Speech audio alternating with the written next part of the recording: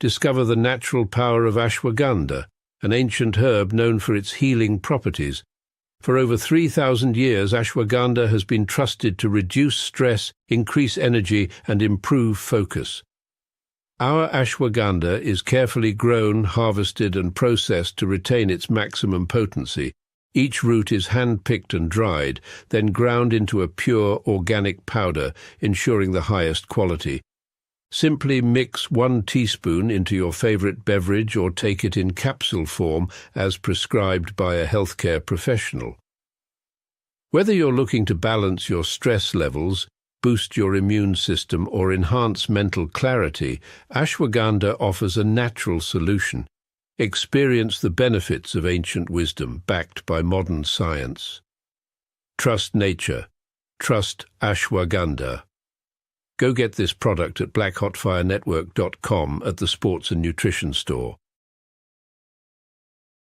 Good afternoon, family. Hope you guys are doing amazing. Today, it's exactly 1 minute past 8 p.m. and welcome to another episode of the Africa Today show. Pardon my voice, sounds quite different, but I have a crazy flu, but hope you guys can hear me right and clear. Bashat everyone with us once again. I hope your day is going amazing and welcome as we talk about the new civil rights era. That is the conversation we're going to be focusing on, and this conversation is going to be backed by a couple of videos as we look at how the southern going to be looking at how the southern, let me get my tabs correctly, how the southern states are targeting actually majority of the black streets under this conversation. We're going to also be looking at how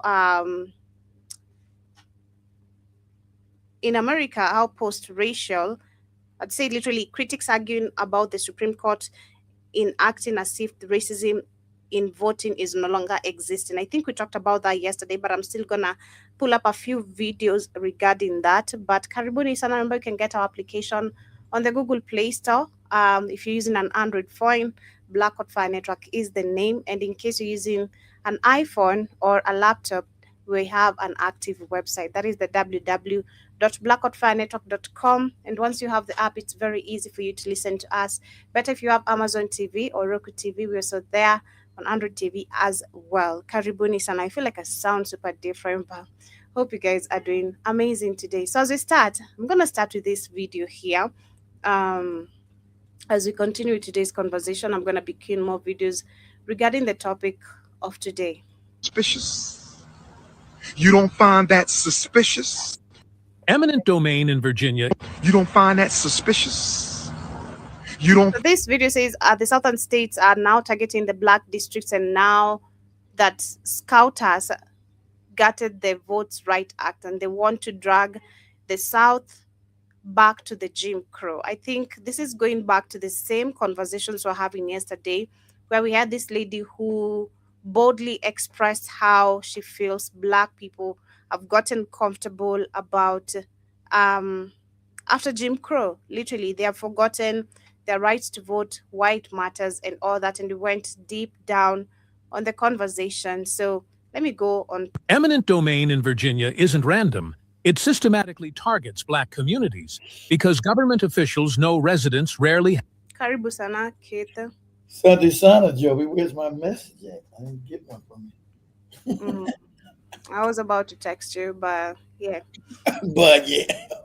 See, you're here. At the end of the day, you know the time, so yeah. Anyway, hope you're doing amazing. I see you're still home today. Yeah, how about that? How about that? How about that? No. Okay. Yeah, so everybody doesn't know, work is getting bad, guys. We're talking about this. I was talking to some young lady that Joey said was pretty. You say so. But anyway. Very pretty. I don't know about that, but anyway. He knows. I don't agree with that. Anyway, people get mad at my job because there's no work, guys. So it's getting pretty rough. We know this war, fuel prices, people are not ordering things anymore because the prices are too high to transport things. So I was in there today and somebody was angry. I was on the phone with another person. They were angry. He said, Keith, what can I do? I try to tell them to slow. I say, listen, most people are stupid. They don't understand the economic situation that we're in. They haven't prepped for it.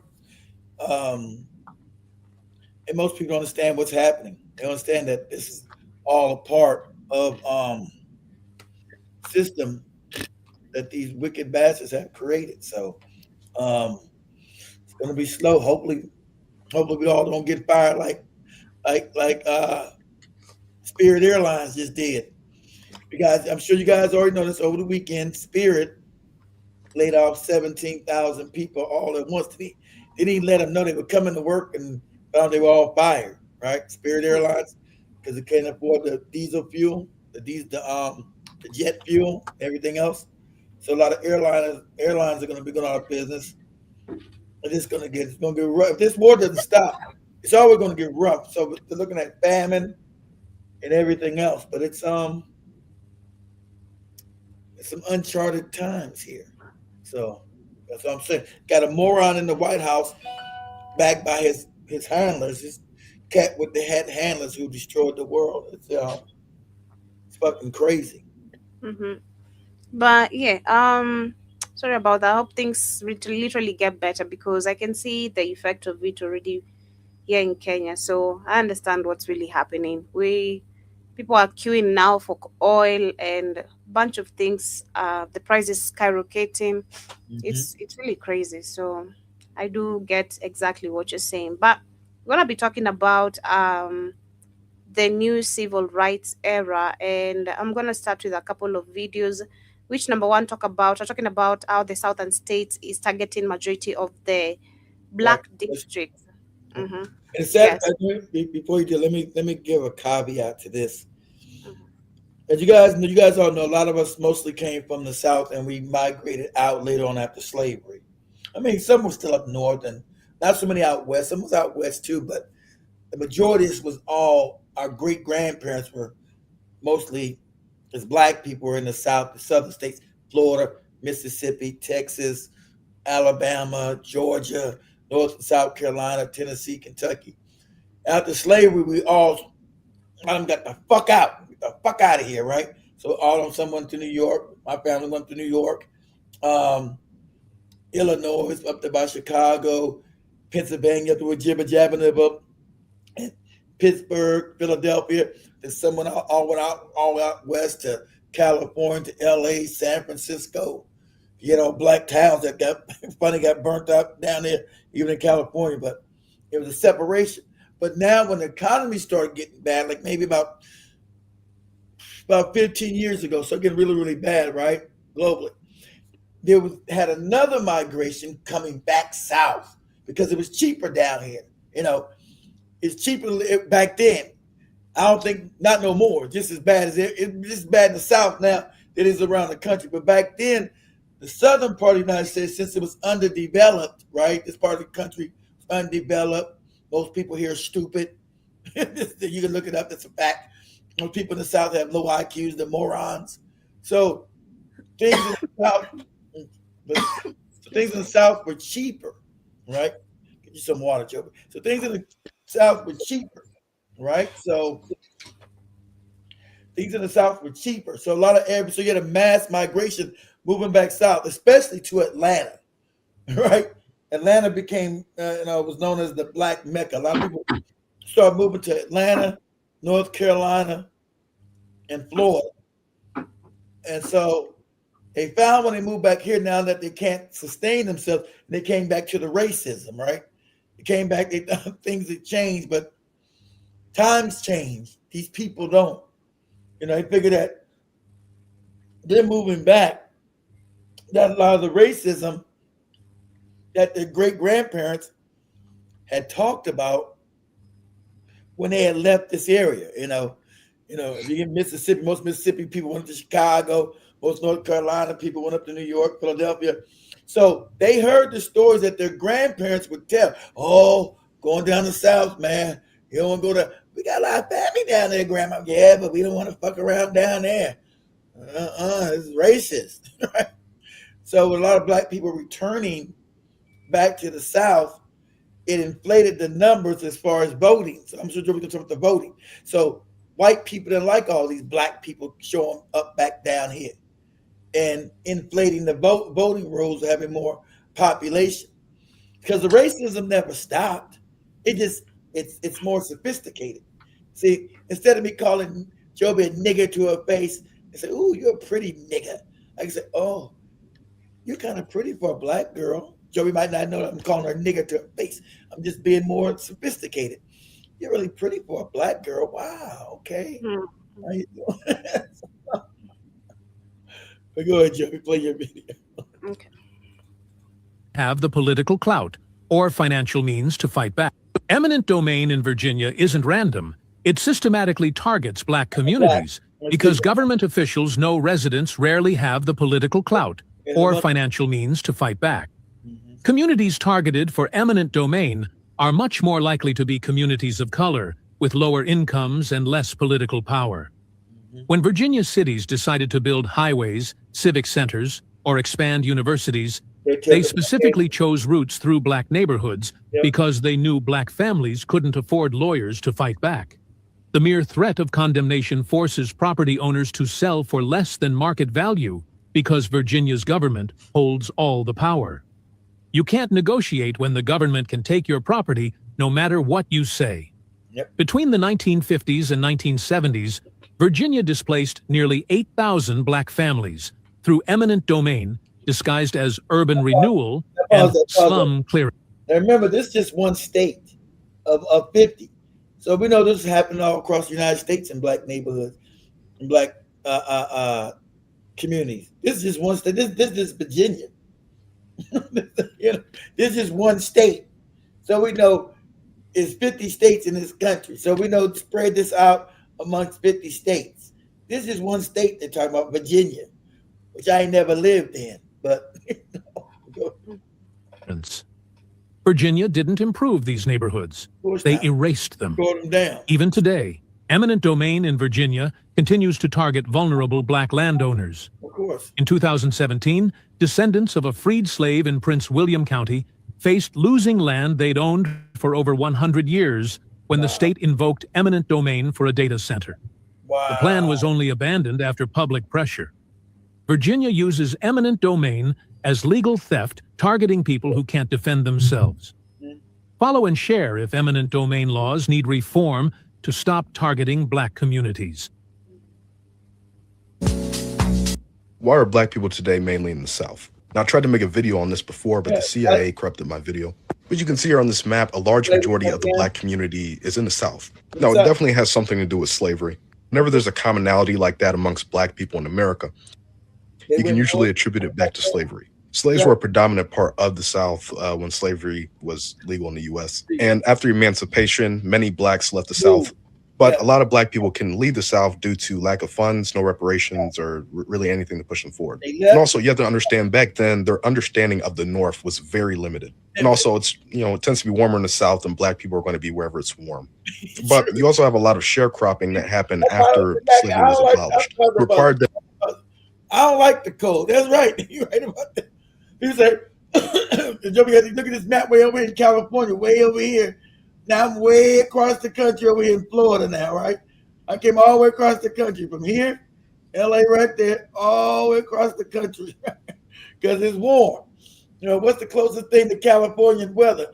Hey, Florida, damn it, or South Texas, South Texas or Florida. So that's why I live down here. I don't want to live up in New York. I don't want to live up where Jibber Jabber and them live up in Pittsburgh, up here, Illinois, Chicago, Minnesota, and all that old shit. I don't like the cold. I'm just honest. I live on the beach. I might not go to the beach, but I like the ideal of being on the beach. The ideal.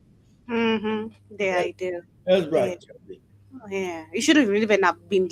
You should be somewhere where there's no beach. You should be somewhere in the bushes, because you don't want to be on a beach and you live near a beach. You kick rocks.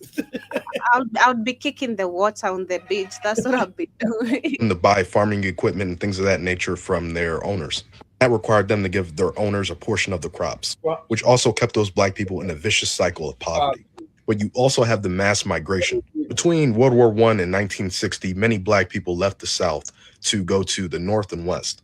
But since 1970, more Black people have been moving to the South rather than leaving the region. Exactly. They've been moving back. Exactly. The migration been coming back because of the prices out in California and New York. They say, man, what? I was just talking to a person right now who moved down here, Florida, living in New York. Said you can't afford it. But they're gonna leave here too. They said, man, this small town, Florida is boring. I'm going down. They're gonna move down by Miami. They old. He's like, he said, this place is boring. I said, I know. My ex-wife got me up here with her goofy ass.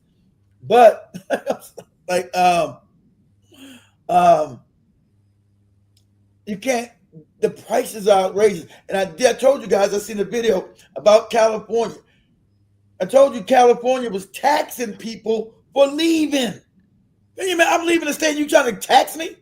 So they say now people are because remember a lot of people left California, moved over here to Texas, right here, right? Moved over to Texas, right? I gotta go to Texas tomorrow.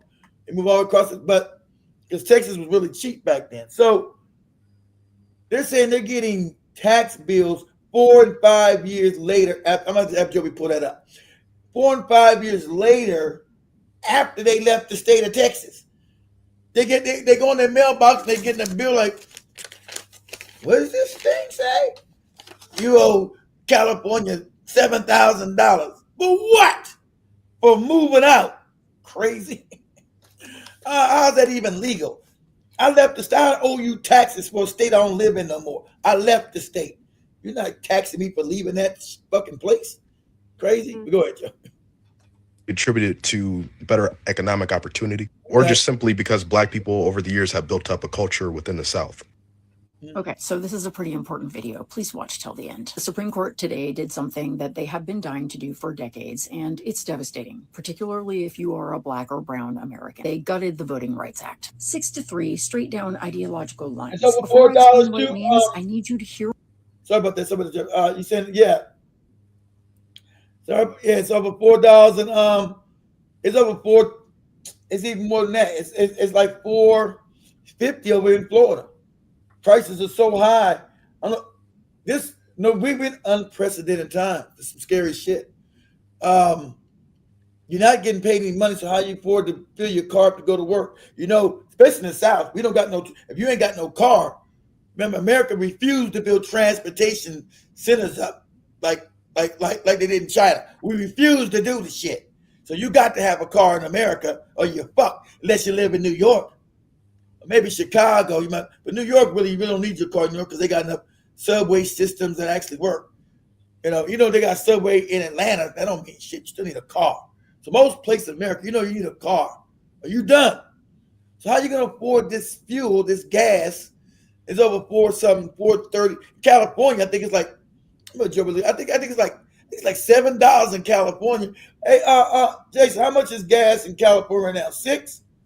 Whenever it's $4 something here, you go to California, it's always fuck your head up expensive. And I don't understand why shit is always so expensive in California when they right on the coast. They don't got to get no oil shipped in. That shouldn't be that. How you living in California? I just keep asking that question. $6. $6. $6 in California. $6. We crying about $4. It's already $6 in California. I don't know how you survive. That's why everybody's leaving Cali. Remember, when I was a kid, everybody went to California. Everybody was moving to Cali. Everybody was moving to Cali. Remember, California was cheap. You had free college. Not just the colleges were free. There was some. I think if you look right now, California still in America has some of the top 10 best colleges in the country. Of course, you got to pay money now. But if you look at the country, you ask what are the best 20 best colleges in America. California's gonna have at least 10 of them. And remember back then they were all free. California was always known for good colleges. Everybody came, they were free. The cost of living was free. I mean cheap. And everybody wanted to come and go to Hollywood. Everybody pretend they wanted to be a star. I'm gonna be an actress. Well, how's your coochie game? You gonna be ready to give that coochie? You're gonna be an actress, or ask them how good is your butt? Your butt's flexible. How's your booty hole? Hey, that's Hollywood. You didn't. That's the hidden secret of Hollywood, Joe. You wouldn't know. So sure, I thought about being an actress. Did you? You thought about being an actress? Okay. Come on back into the because they call it the casting couch. We're gonna try you out. See how good your actress game is. Get butt naked. But shout out to Big Cheese. I just thought about Big Cheese. Hope you're doing amazing. If you are listening, if you are being well, yeah, sending my peace and love to you, literally. I don't know, but what makes you think about Big Cheese? Because he's not been here for a minute. So yeah. He been up for 6 months. I hope he's well. I thought you might have been thinking that time he went all the way out to California from Chicago to date that girl. Remember, because Big Cheese is scared to fly. So he straight away from Chicago to L.A.? Man, that's a long-ass train. Imagine just the train from Chicago all the way to Los Angeles. You build that train forever. Oh, shit. I hope he's well. One thing clearly, the Voting Rights Act ended Jim Crow at the ballot box. It protected the premise of fair and equal elections. That is what the conservative majority on this Supreme Court just came for. This is a truly dark day in our democracy. Now, conservatives, of course, will dress this up in legal language. They'll call it equal protection or say they're being colorblind. Don't get pulled into the semantics debate trap. Here's what's actually happening. The GOP and the conservative majority on this court are attacking Black political power as a front to seize. They don't get to semantics because they always use words, their fake words, to try to lie about what they're doing. So she's saying don't get caught up in their fake word play. When they say something, words always mean something different. Freedom, democracy, all that semantic shit. It's all fake.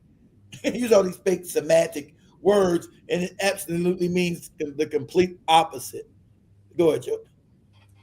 Illegitimate control over all of us. When Black voters have power, we all get better healthcare, better schools, more accountability. When conservatives silence that, they are setting up a system where they can overrule all of us. Justice Kagan, in one of the most extraordinary acts of protest you will ever see from a Supreme Court justice, read her dissent out loud from the bench. That never happens. She called this ruling what it is, the completed demolition of the Voting Rights Act. The numbers are brutal. Analysts are saying that up to 19 congressional seats could be seized by 2028. This would decimate the Congressional Black Caucus. Nearly half of majority Black states. I've been told, but look, that fake that Joby showed you yesterday, that fake Black caucus, they don't represent us. No way. So who cares they be decimated? They don't represent, the dirty secret, they're Black, yes. They don't represent Black people. They're in the hands of the Israeli lobbyists, Joby showed with AIPAC. AIPAC is anti-Black. Anti. All day, every day. Africa, where you go, they're anti-Black people. So don't scare me with, we're going to lose the Black Congress people. Oh, no. Oh, they didn't represent us any fucking way because they wasn't put in power by us.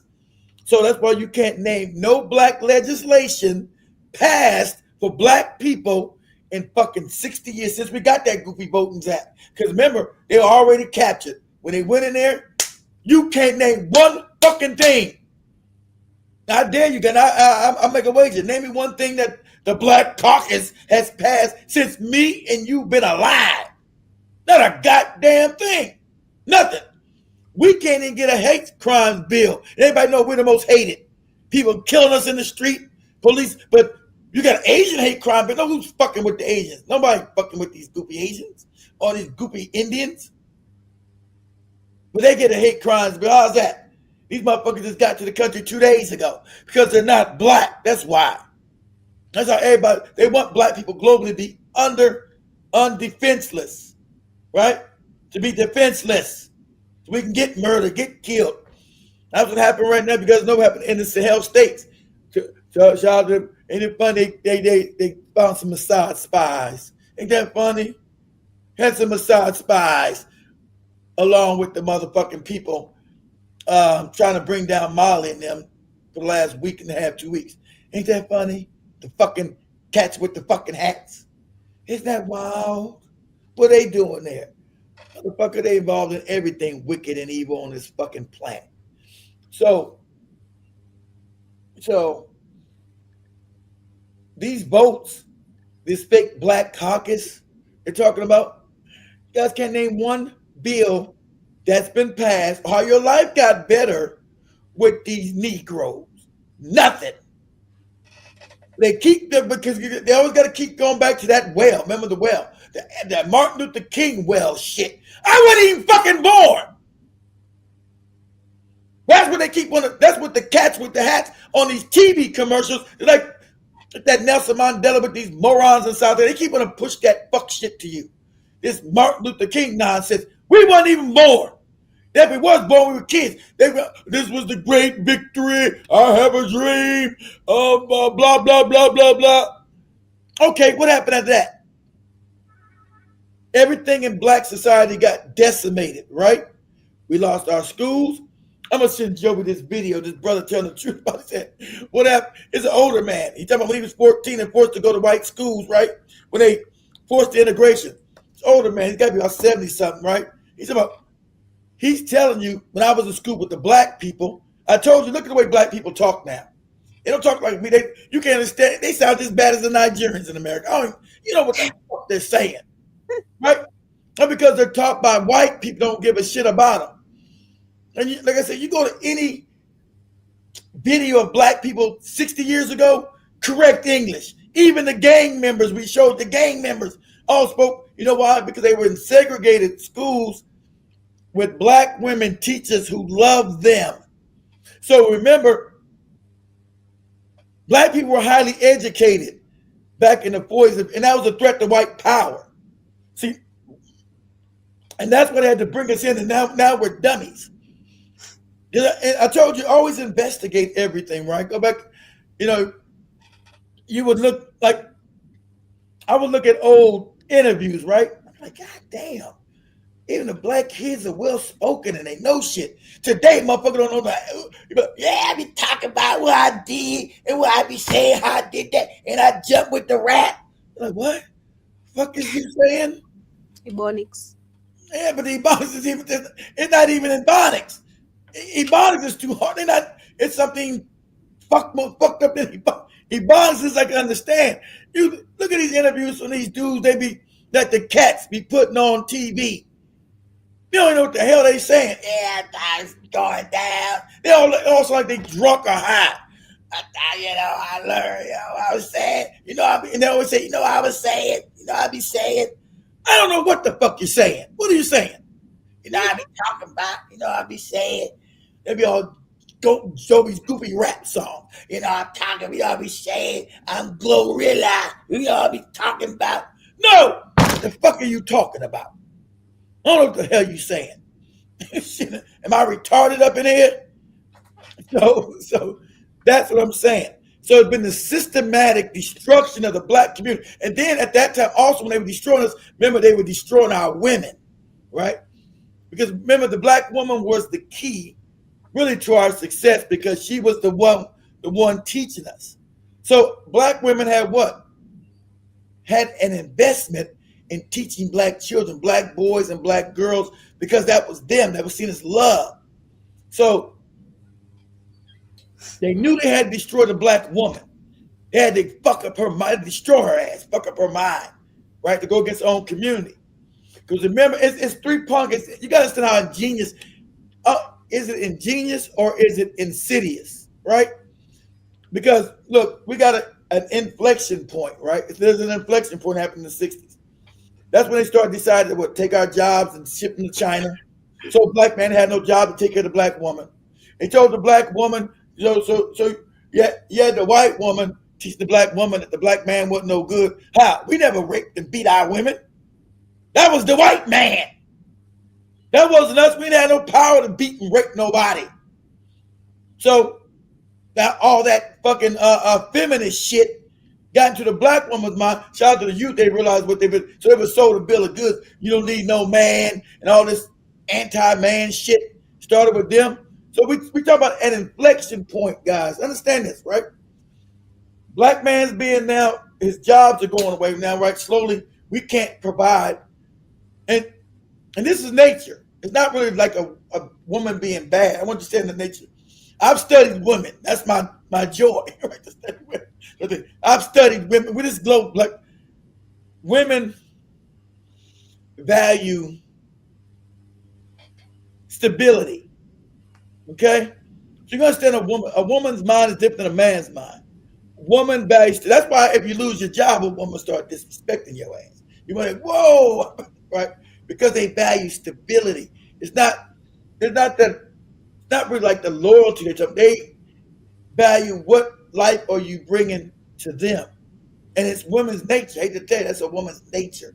What life have you created for them? What stability, right? So so studying this, understand that now what? The black man was becoming what? Unstable. Because he wasn't going to have these jobs that they were shipping to China. Right? So this was going, remember, this is inflection point of destroying us as a people. This is where we find ourselves today. What you understand? This is all orchestrated.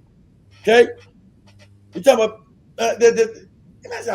these motherfuckers don't never stop fucking with us. Don't let that be the joke. Show you. Never stop. They're always back in some back room, fucking typing up, writing up shit to destroy our ass. Always. Never no accident. Right? So they're in Africa too. This is global. It's global. Understand this ain't no. It starts in America, but they know we're black people global. So bitch, they're gonna get to Africa and fuck it up. Fuck up these women too. As Ruby Zod told you 6 years ago. It's here, Keith. It's here. I know. A lot of white women talking that crazy shit to us. But anyway, so you at an inflection point, right, guys? So you got this fake agent, Martin Luther, and we're gonna put this. Martin Luther King was a Zionist, guys. That's nothing I told you guys years ago. He was the one telling you. See, you didn't know this. He was the one talking about Israel must be allowed to exist. This is your MLK nigga that they made a hero in your face. Israel must be allowed to exist. Now, get out of that, Joe, real quick. Type in on TikTok. Say MLK says that Israel must exist, has a right to exist. Talking that Zionist shit, right? Say MLK said Israel has a right to exist. It's the only democracy, right? That same bullshit. Excuse me. But has a right to exist. So, but I don't want you to play it yet. We'll just sit there, right? We'll prove what he was. Okay, there we go. Okay. Now I want you to understand why the fuck is he talking? He's supposed to be talking about black people. What's going on with us? What's Israel got to do with this nigga? Not a goddamn thing. But if you understand, this nigga's Boule, right? This nigga they put him out as a counterweight to Malcolm X.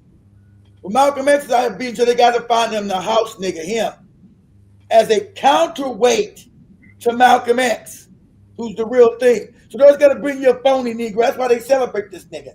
Why they celebrate his ass all in your face. And everybody got mad when I tear him down and tell you what you're dealing with. You're dealing with fake. You're dealing with somebody that they put up there. And he's a Boule. His whole family is Boule. Who's Boule? Created by the goddamn cats with the hats. This nigga's whole family is Boule.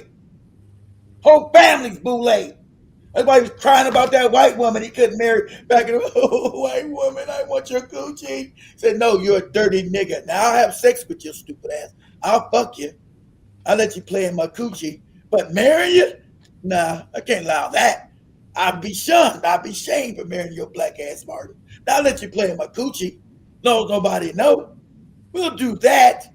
I'll let you play in my coochie a little bit and you fall in love with me. I remember Harry Belafonte told you 20 years after he broke up with this white woman, he was still crying about this bride. He said Martin was in his house in New York, still crying over this white woman. He's married now with kids. Married this black wife and his kids, and he's still crying about this white woman. 20 years later. Now this is what Harry Belafonte said. This ain't Keith. This Harry Belafonte said this dude was crying in 1960-something over the white woman. So he's supposed to be freeing black people, but he's worrying about white women. You see what I'm talking about? Whole families Boule. This whole Negro history is fake. It's fake. That's why you all these commercials of Martin Luther King, yeah. Same way they did with the Nelson Mandela shit with the goofy South Africans. They give you some fake nigga to worship, right? So why is he concerned about Israel when we know these are the people that's in America, same thing in South Africa. They kept us segregated, kept us stupid. These are the main ones that own the slaves. And you can go look at that. Most of the slave owners were what? Cats with hats in the South. And not just in America, if you go look in the Caribbean and go look in South America, like Brazil, Argentina, Colombia, Venezuela, the majority of the slave owners there were the fucking cats with them fucking hats. Ain't that funny? But this boule handkerchief head nigga Joe Bigabby, he didn't know that. This stupid nigga didn't know that the majority he's talking about loving and that were the most majority of the slave owners. Not only were they the slave owners, they owned the boats. They own the goddamn boats that shipped your ass from Africa and got you over here. Okay? They own the boats. And I told you, go Lloyd's of London and look up the boats and see who owned them. It's them. Right? So go ahead, Joe. Let me see what he says. See if you can find one. World must see that Israel must exist and has a right to exist and is one of the great outposts of democracy in the world. My Jewish brothers and sisters. One of the most, they go to semantics. It's one of the only democracies in the Middle East. Gotcha, nigga. Gotcha. I want you to play that again before you play that one again. Gotcha, nigga. Gotcha. See, it rings true now, don't it? Fucking your mind up that you gave you this clown ass nigga here to worship. Remember, you go and everybody black out there had a Jesus picture, a picture of Martin Luther King. This group, you never had no picture of Malcolm X. They buried his ass to us. You had a picture of MLK. Yeah, Jesus, MLK, and maybe John F. Kennedy who got shot in the fucking head, right? Well, you went in most black homes. Now, you guys be honest, when you was a kid, these were your idols. You had a picture of that fake cracker Jesus up there looking all homosexual. Be Jesus, nigga. With the light on his head looking all crazy. You had a picture of Jesus, MLK, and John F. Kennedy, right? And ain't none of them did you good. This is how indoctrinated black people, ain't none of them did you no good, right? They were all brought to you by white supremacy. John F. Kennedy, MLK, and fake Jesus. All of them. Go play it again, Joe. Go ahead. World must see that Israel must exist and has a right to exist and is one of the great outposts of democracy. I don't know, we said this probably, it's all the Zionist talking points. They still say it today. They have the right to, now remember, they were going and stealing people's homes. They were going to people's homes and stealing their homes. Israelis were doing that. Going in their homes. I'm talking about going, and Joby's in the house, I'm knocking on the door. Joby comes in the bathroom. Hey, hello, how you doing? I say, hey, time for you to get the fuck out. Well, how you doing? Get the fuck out. That's what I'm telling you. And this is what happened in Palestine. This is factual. You were told to get out your house, and they would steal your home. You may tell me this motherfucker didn't know this? This educated man didn't know none of this? This motherfucker here, right? They always give all these fake people like a Gandhi. Like Gandhi racist ass. People years, I told people years ago, they couldn't believe it. Everybody knows it now. But when I said I'm always at the cutting edge, I'm the first one. I told you, hey, this Gandhi's a no good, dirty, stinking ass, pedophilic racist. People are like, oh, they would clutch their pearl. Gee, choking their, Gandhi. Because you've been caught in propaganda, just like with this filthy nigga here. You've been propagandized your whole life. And when I tell you Gandhi was a filthy, pedophilic, goddamn racist, your mind can't compute. That's why people that's like Joby. Oh my God, Joby and Joby and Katie are an example. But I told them about Gandhi and Mother Teresa, right? They would talk so much propaganda. Joby and Katie went to clutch the pearls. What? God, Mother Teresa? Yeah, that rotten ass broad. See, because we've grown up with so much propaganda. We're growing up with so much. Man, you come in this world, you just bombarded with lies. Your whole life is in your head. And the sad part, most of us never wake up from these lies. But I just remember when I told Joby and Katie about Mother Teresa and Gandhi. They're like, what? Their whole heads exploded. They were like, I remember Joby and Katie. They're looking at me crazy. They were looking at what? Mother Teresa? Mother Teresa? And Joby found out later that she wasn't no good. Said, yeah, Mother Teresa. Yeah, Joby, Mother Teresa. Man, she burned in hell. They're like, what? I said it all vicious to them. They're like, what? So, Joby and Katie got the show and talking shit about me. I don't know what the fuck he's talking about. It's crazy. Talking about Mother Teresa. He crazy. Right? Because the propaganda is thick. Or Gandhi, right? Gandhi, old racist, pedophilic ass, sleep with little kids, calling black people stankin' monkeys and shit. He's supposed to be they made him into some hero. And all my life, so I had the same propaganda, right? So I had the same propaganda growing up with the movies, right? Because we already know who owns the movies. We ain't got to say who owns the movies. We know who makes the movies, makes the lies. We already know who owns all movies. They own all of it. Ain't it funny?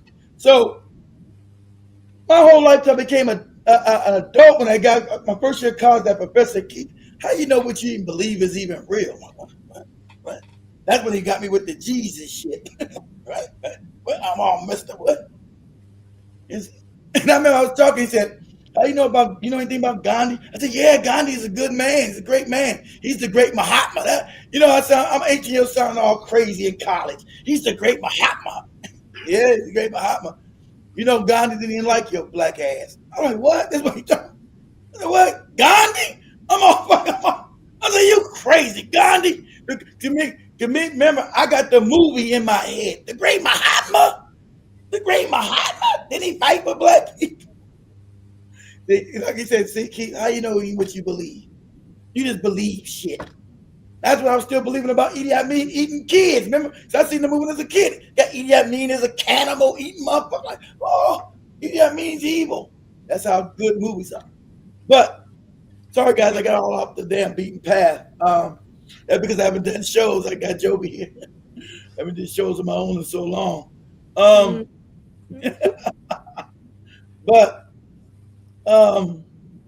Yeah, so this dude was brought to, to circle back. So let me circle back to what I was saying.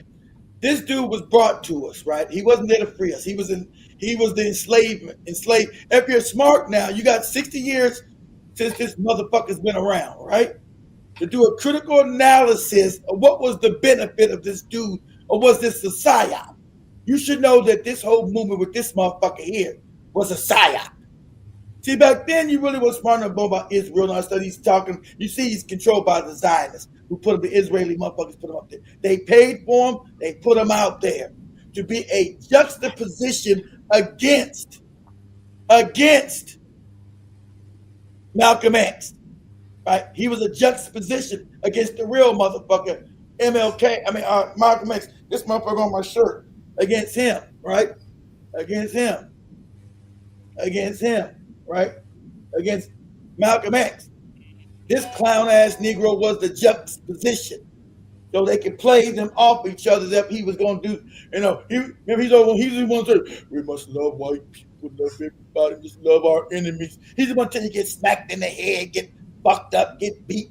Malcolm X would tell you, no, you don't nobody fucking hit you in the face. Somebody hits you in the face, you get their ass off and you beat their ass. He was somebody, you love everybody and let them beat you up.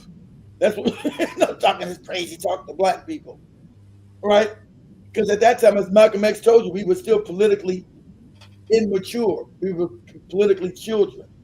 We are today because we've been regressed because of our education, because of this, what this Negro did. We're dumber now again. We've been regressed. We're stupid because of this moron here talking this stupid shit and his Zionist talking points, right?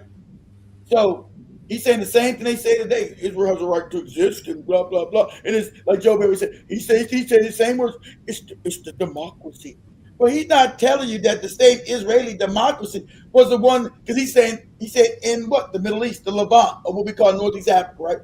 This moron's not telling you that it is not real. They created through Britain all these other fake non-democracies. He's not, see, he knows you're politically immature back then. You wasn't gonna know that Saudi Arabia, Qatar, Kuwait, Abu Dhabi, Dubai, Bahrain was created by the same cats with no fucking hats through their fucking proxy, England. So him to say it's the only democracy, as if these other countries couldn't be democracies, but they chose for slavery purposes to make them fiefdoms. Oh, my fault, kingdoms. To make them fiefdom kingdoms. So he's not gonna say. So you can't say he's not educated. MLK went to one of the best schools back then. I think he went to what? Boston University. He went to a good school, so he's not a moron. So he doesn't know all this stuff.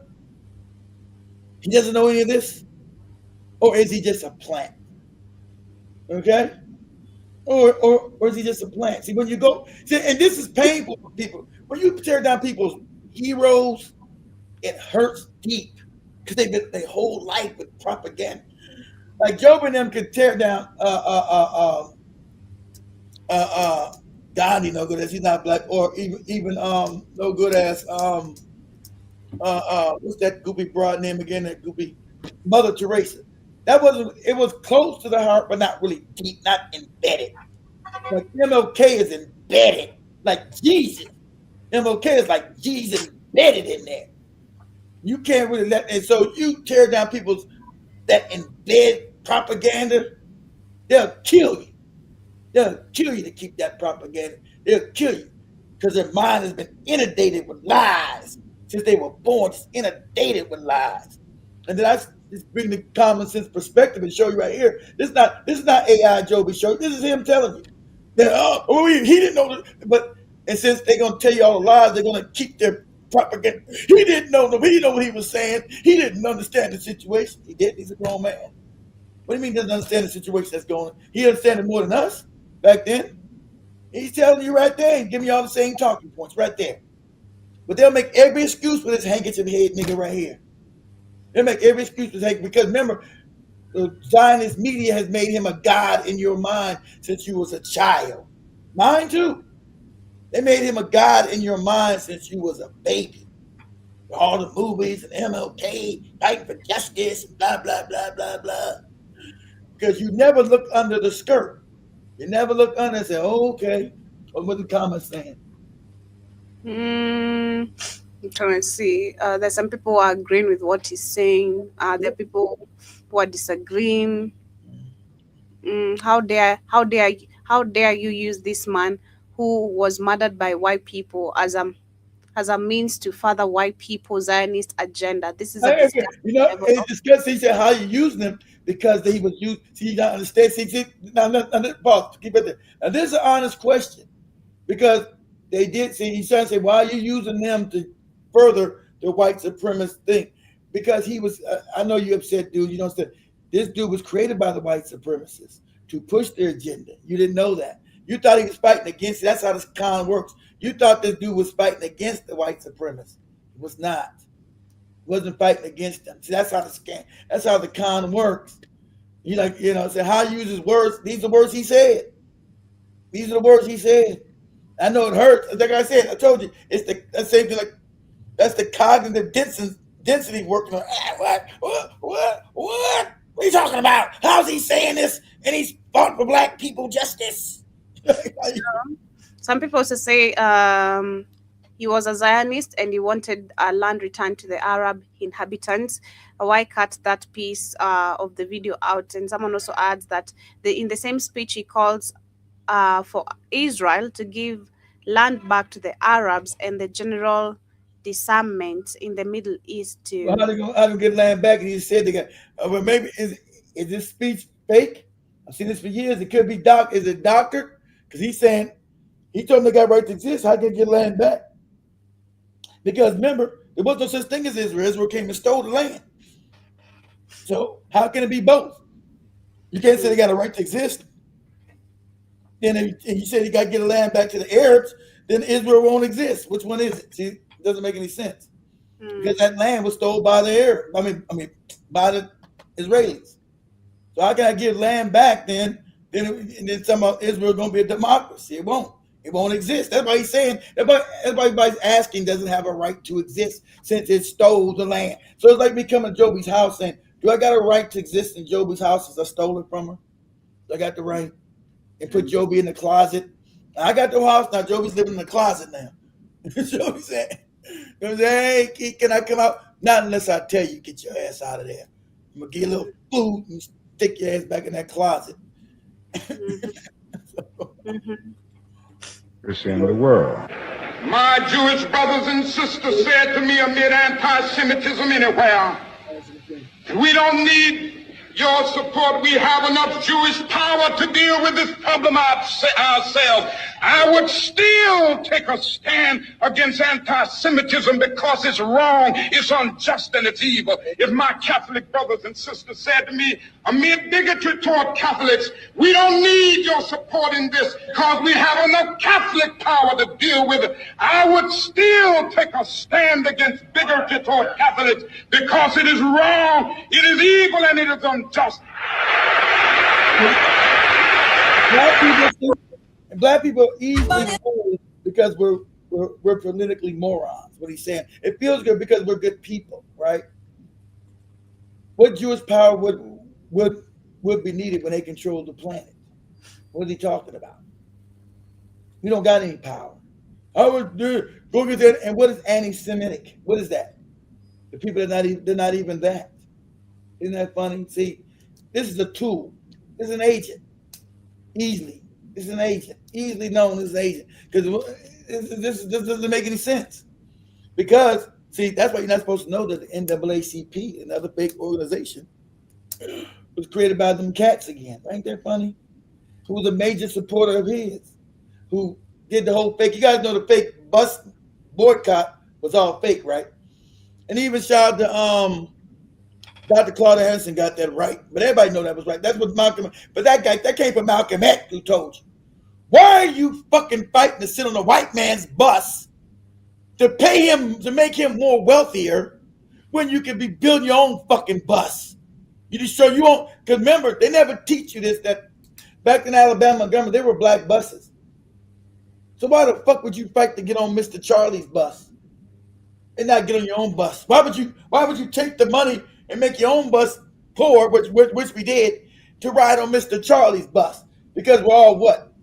Fucked up in the head. We worship white people. So we destroy our own bus company, making millions to go ride on Mr. Charlie. But ooh, I'm on the white man's bus. Ooh, I got the white man's dick all in my mouth. Yes. Ooh, this feels good. Look at me riding, Mr. Charlie. I'm on your bus. And all you did, the fight is economics. We think they fight in Africa to keep Africans poor. What do you think that's about? Economic power, money. Their system doesn't work unless they have money. They're dominating you through what? Their economics. So why are you celebrating some shit they're talking about sitting on a motherfucking bus?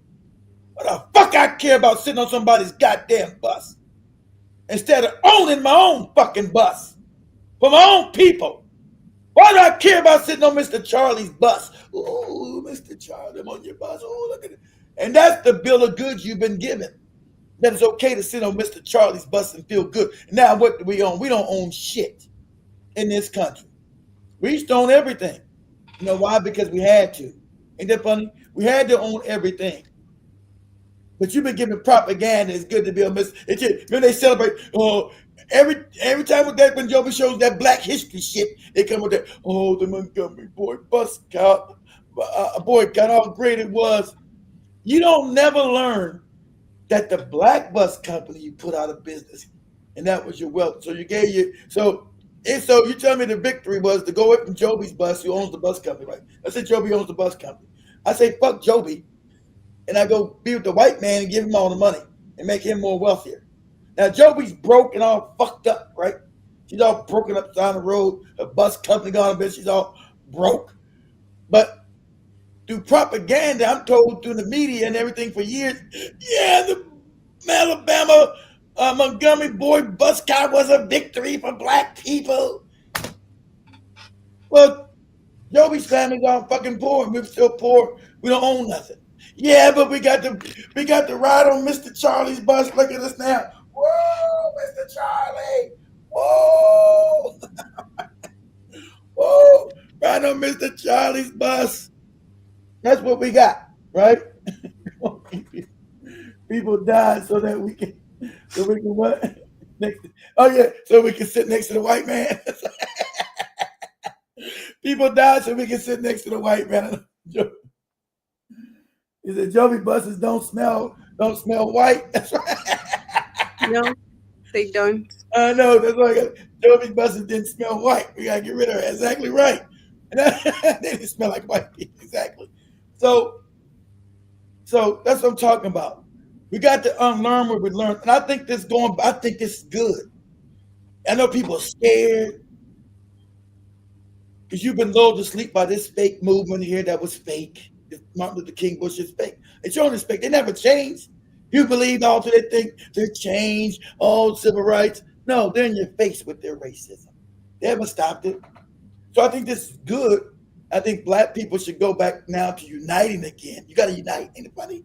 You got to go back to being black again, like your grandmothers, and unite.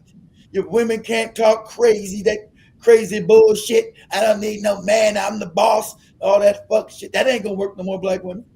Because they already fired your black ass from all your jobs. Ain't that funny? They told you black broads. See, it's systematic. They start finding all you black women from your job. I don't need no black man. He don't make as much money as I make. Look at me, what I'm doing. Now you see you black women on TikTok all scared. We were so lies. Yeah, you were so lies. So you got to get your fucking mind right, huh? You got to come be a woman again. Not talk crazy. Not talk crazy to people. That ain't gonna work no more. You got to be respectful. Martin Luther King stood with the Jewish community. My Jewish brothers and sisters said to me amid anti-Semitism anywhere, we don't need your support. We have enough Jewish power to deal with this problem ourselves. I would still and this is the Jews. Everybody got the Israeli flag. That's why they showing. So they're saying black people, you're supposed to be like MLK and support people. But see, let's see what Malcolm X type and say that what did Malcolm X say about Israel, Joe?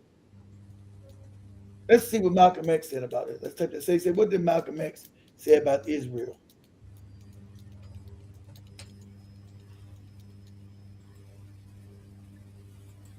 For example, the Zionists maintained they could never expect justice in the Tsarist courts and the courts from other countries in Eastern Europe and so on. And they decided that it would be wise to establish a separate state in Israel. And all of the world powers got together, the white world powers, I should say, got together and helped all of these white Jews to establish a separate state in the heart of dark-skinned people's territory.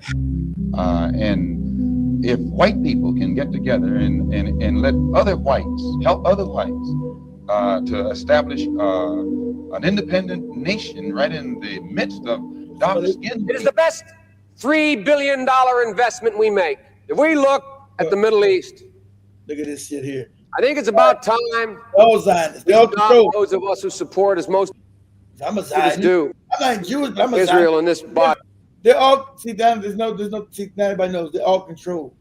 These fake Congress motherfuckers. That's why we're in war with Iran, because the cats told them you better do this. They're all bought and paid for, and that's the problem with our damn politicians. They are Congress. They're all bought and paid for, stooges for a foreign power. But you heard Malcolm X was completely different from what MLK said. They tell you no, they're not supposed to be a good bunch of white people. Just put some other white people, other people's shit. I don't support that. But you got to go be the whole thing. I don't support that. How you gonna go to somebody's house and just steal their shit and say now it's yours? Man, MLK, they got a right to exist. They stole it, so what? And they got a right to exist and blah blah blah, and they support it because he's created by them. He's created by them. whether you like it or not. I know it hurts your feelings. I know you feel. I know you feel like it. I know you want to jump to this screen and choke me to death. I know you feel a certain type of way. Like when we first got Big Cheese. Big Cheese was mad as hell when I was talking about this shit. Made him angry because the propaganda's deep. You like the propaganda with Joe and Katie with that goopy lying ass no good fucking Mother Teresa broad. May she burn in hell with her wicked ass.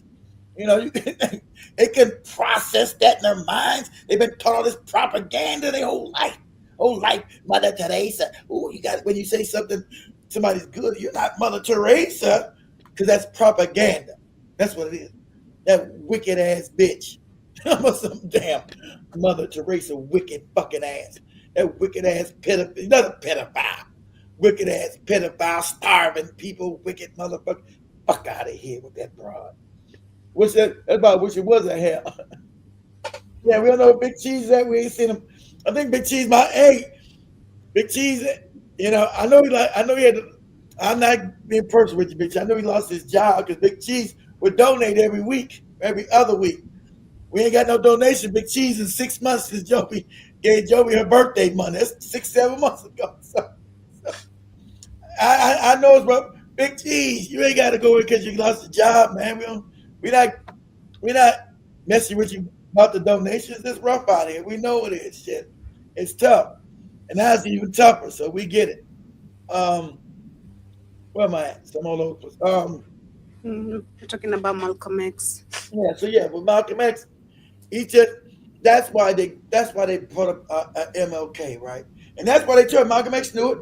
That's why they told you when they had the I Have a Dream. You think it's all propaganda. He didn't wrote that. Some Jewish guy wrote that shit, right? And it wasn't about them. It was Black Americans going to Washington because they didn't get paid their money for career and other stuff that the government owned. So they were coming to America, to Washington to shut the country down. They were going to shut Congress down, go lay in the airports, go stop shit. Just put your body. See, when the what's that old statement? I used to know. I don't know no more. Congress from college. There's a statement that says when the gears of government become so oppressive, you must put your. I'm not getting the exact quote. I'm paraphrasing. It said when the gears of government become so onerous, so oppressive, you must put your body. You must lay your body down on the very gears that are oppressing you. You must be willing to put your body in the area to stop the oppression.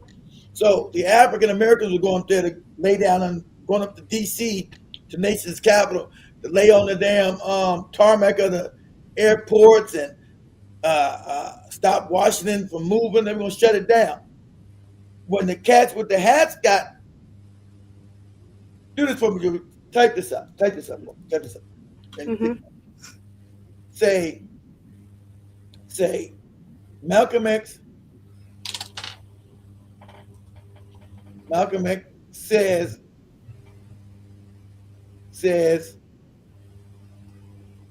the march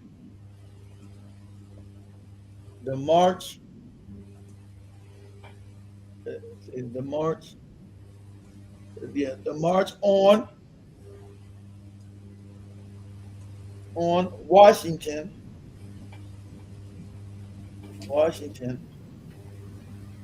was phony.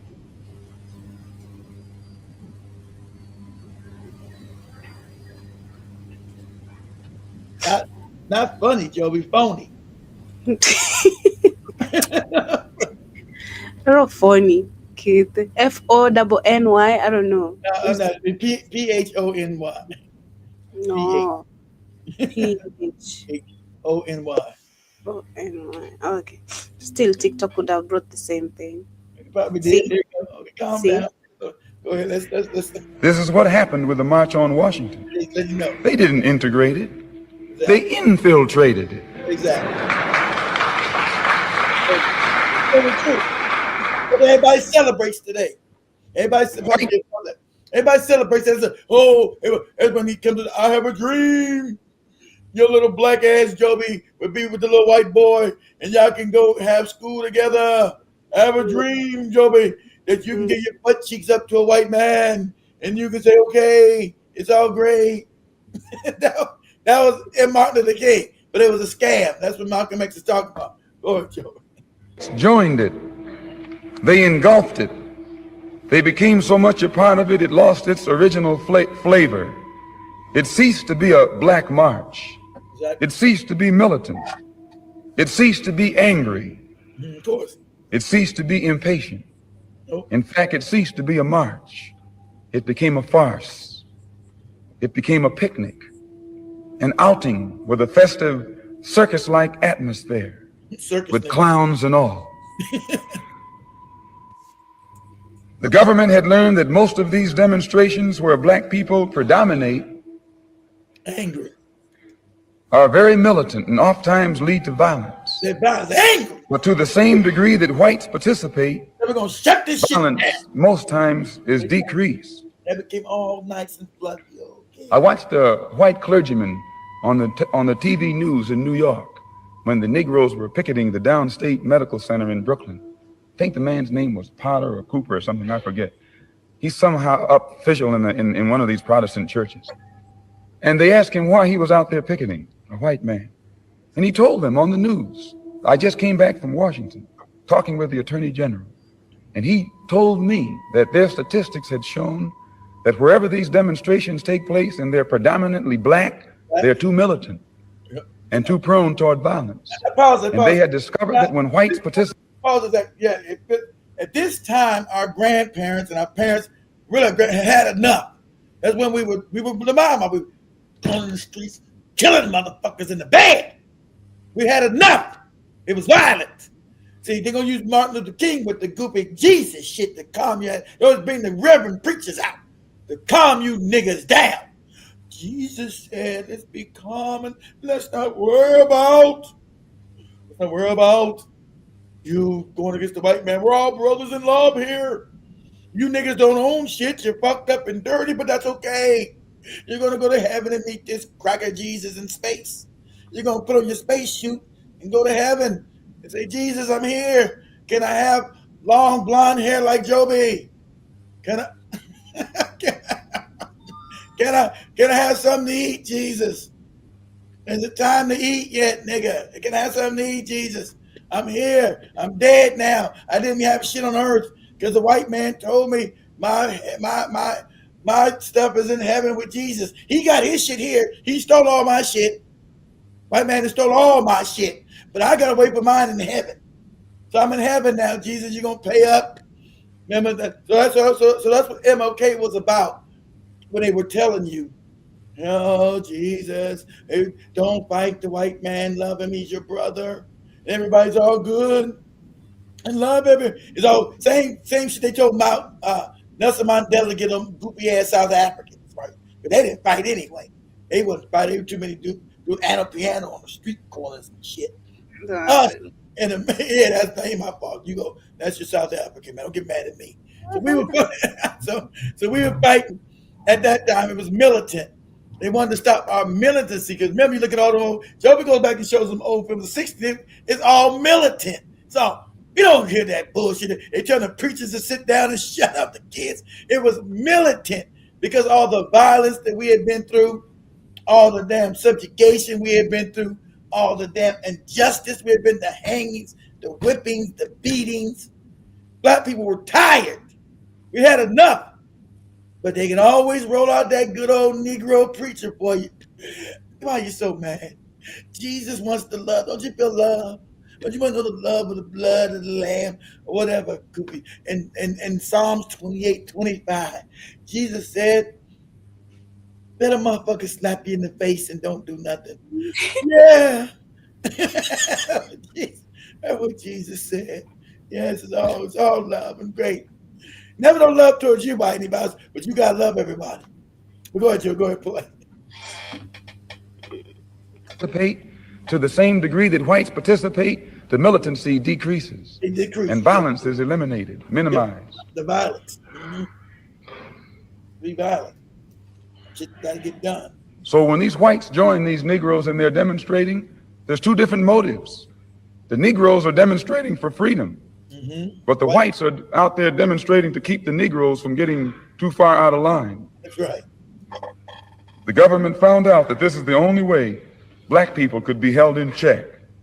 The government told the marchers on Washington what time to arrive in Washington, where to arrive, and when to arrive. Then the government channeled them from the arrival point to the feet of a dead president named Washington and let them march from there to the feet of another dead president named Lincoln.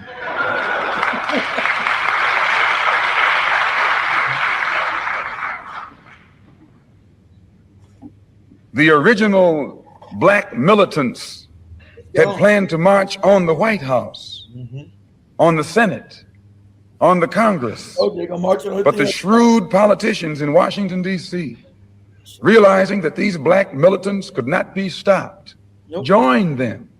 And thereby, these white liberals were able to lead them away from the White House, away from the Capitol, away from the Senate, and away from the Congress, and away from victory, by keeping them marching between the Washington Monument and the Lincoln Monument, marching between the feet of two dead men. The march was controlled by the president. The government told the marchers what signs to carry, what songs to sing, what speeches they could make and what speeches they could not make. And then the government told them to be sure and get out of town by sundown.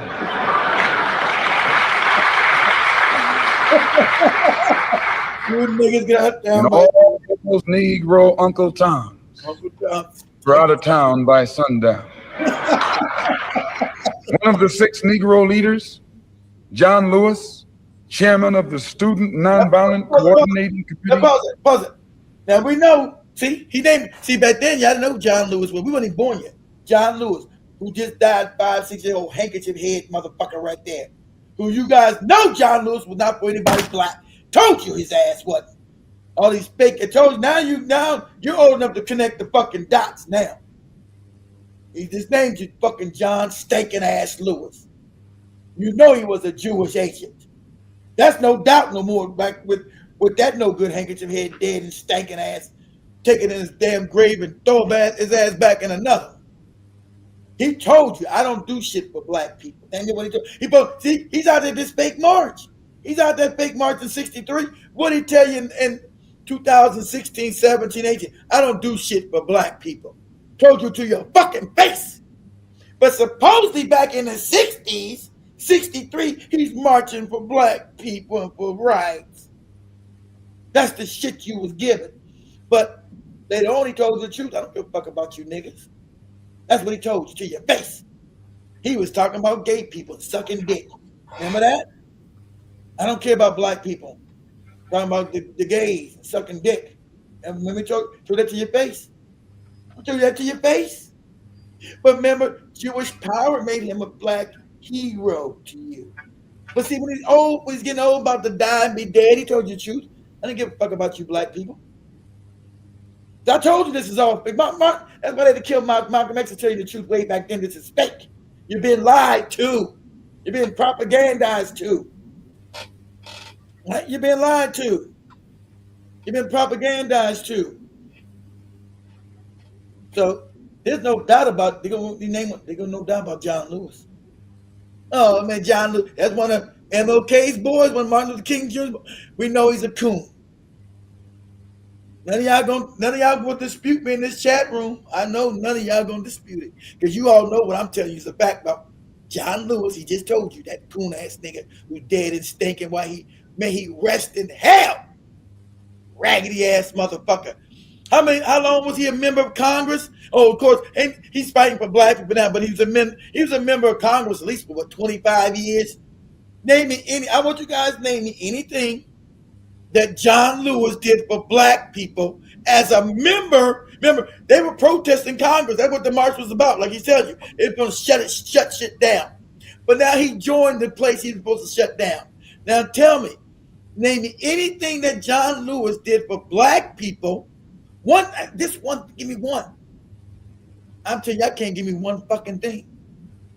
Give me one thing that John Lewis did the whole time he was in Congress for black people. I'm waiting. Give me one fucking one thing of legislation that John Lewis did for black people while he was in Congress. And I'll let Joby continue this speech. So we got one handkerchief head nigga right there, John Lewis. You know he's a handkerchief. I ain't got a lot. You guys, he's not a Malcolm X. I mean, MLK. So you knew through his life he showed you he was a handkerchief head nigga. So you can't dispute his ass. See, MLK, they supposedly killed him. But I'm going to tell you, that's fake too. I told you that years ago. I don't believe it. I believe that's all fake. It's always kabuki theater. When you see somebody, it's like the Charlie Kirk shit. Charlie Kirk got shot, he's assassinated. You believe Charlie Kirk got assassinated? Or you just believe what people tell you? When you look at the evidence, you see that shit ain't no damn assassination. It's all fucking fake. That's what I believe the MLK shit is. I believe it's an agent. I believe it was a fake assassination like they always do all the time. See, now you guys know, you guys see they harping like the fake assassination they just did with fucking Trump two damn weeks ago. See, now everybody can see that they're fake now. Everybody, just when you see everybody saying, this shit's fake, this ain't fake. But in the 60s, you'd understand what false flags and what fake assassinations look like. I'm telling you, MLK got everything of a fake assassin. Now people come after me. If we were still big, people would go crazy. You see all these, like you guys remember everybody used to do them hit pieces against me. You see a bunch of hit pieces on YouTube against me just for saying this. And we see all these numbers in these big ass chat rooms. You see all these damn hit pieces. This guy keeps us crazy. He called MLK assassination phony. I believe it's phony. All the evidence shows to me wasn't real. Just like that Charlie Kirk shit. Just like this fake ass shit with Trump. See, you know now because you're smart. But go ahead, Joe. Go ahead and play. Was stopped from making a militant speech. Mm-hmm. The speech was censored by the Reverend Patrick O'Boyle. What's another Reverend? The Catholic Archbishop of Washington, D.C. Catholic clergyman doesn't speak on his own. He doesn't have that latitude. When he opens up his mouth, that's the church speaking. That's the fake pope. This was a case in which the Catholic Church itself, for whom Reverend O'Boyle speaks. Now pause it. Now, if anybody knows, pause it. If you know about the fake church that black people go crazy about, the Catholic fake ass church, right? Now let's get some context about this fake ass Catholic church. Now we know the Catholic church, worth trillions of dollars, all stolen from all over the world. Now remember, if you guys remember, it was a papal bull written in 1452, I want to say, that all black people need to be subjugated to slavery. This is your fucking church that these niggas in Africa and everywhere else are praying to.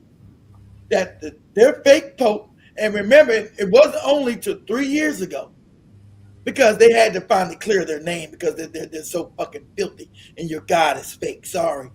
It's only 3 years ago, last 3 years ago, that they said, oh, we're wrong for breaking the bull and saying the Africans are supposed to be slaves and we're supposed to steal their land. That's in the bull. That's in the papal bull, guys.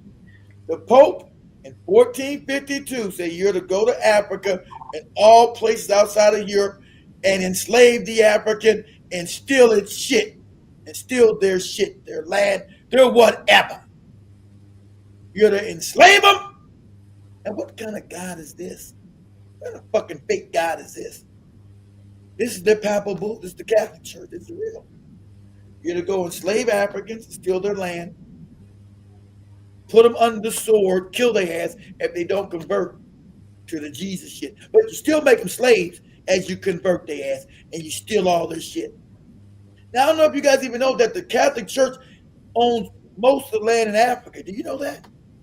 They're the wealthiest motherfucking landowners in this fake fucking church. Owns the majority of land in Africa. If I'm lying, I'm fucking flying. Because that's how they went in, to steal, rob, kill. You got black people talking about Jesus and the Lord. All that yes. Propaganda of the mind is crazy shit. All right? Go ahead and play, Joe. What you looking for? Papa put itself in a position. You looking forward to something? What you looking for? No, nothing. Okay. I'm just enjoying the heat. I hear it's cold. Oh, got the heat on. Okay, good. Cold. It's hot. It's cold in Nairobi. Up on the farm, it's hot up there. It's crazy. It's raining, so I don't know. It's raining. And of censoring one of the 6 Negro civil rights leaders. This shows John F. Kennedy's shrewd strategy. In fact, that's what that F stands for, the fox.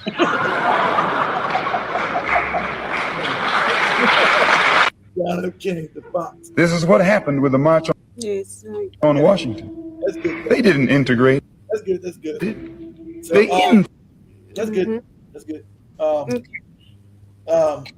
else were we talking? We talking about okay. Yeah. You sent me a video? No. I said no. I was talking about civil rights. Exactly.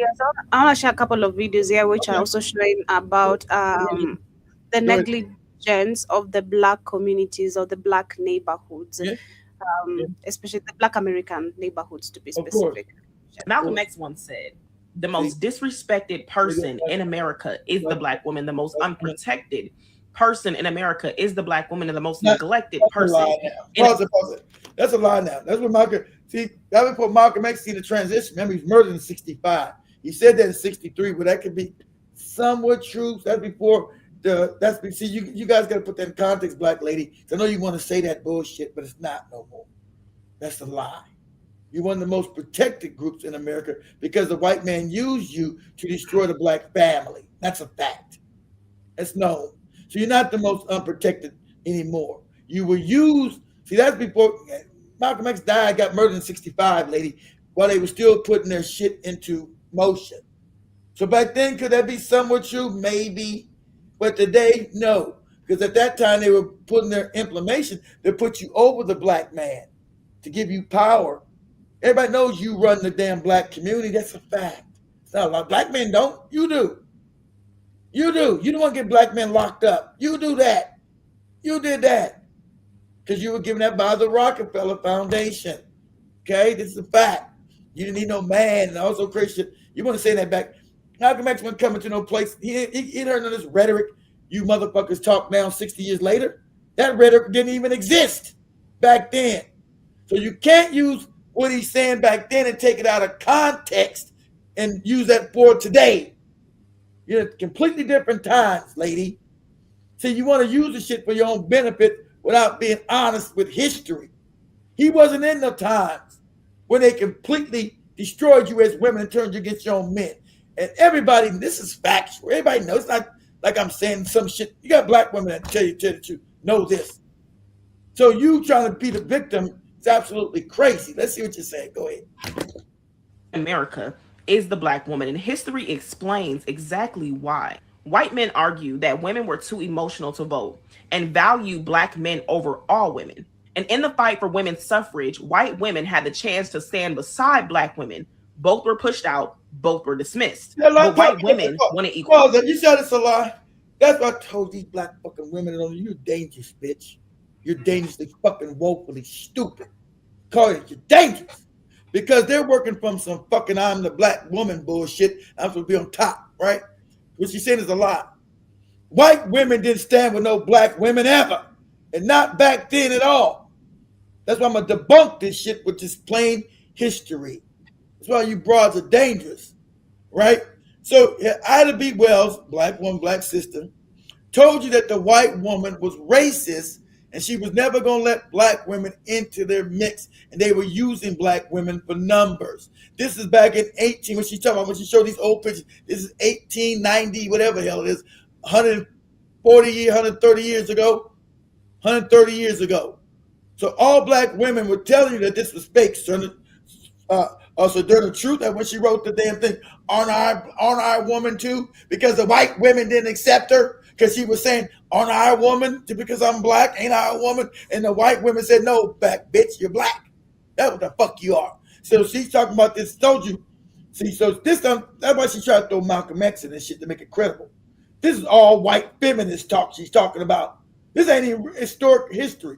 So pull her to the side, Joe. I want you to open up another tab real quick on your computer. Just keep her there, because we're going to debunk this goofy broad. Okay, now type this, Joby. Say Ida B. Wells, say Ida, I-D-A, And say then, not an H, Joe, just Ida, and not an H, just say Ida. There you go. Ida. Then put a B. Then Wells, W-E-L-L-S. Ida B. Wells says that the white women are racist, and white women are racist and don't care about black women being part of their group. That's she was talking, and we had to fight with the white women.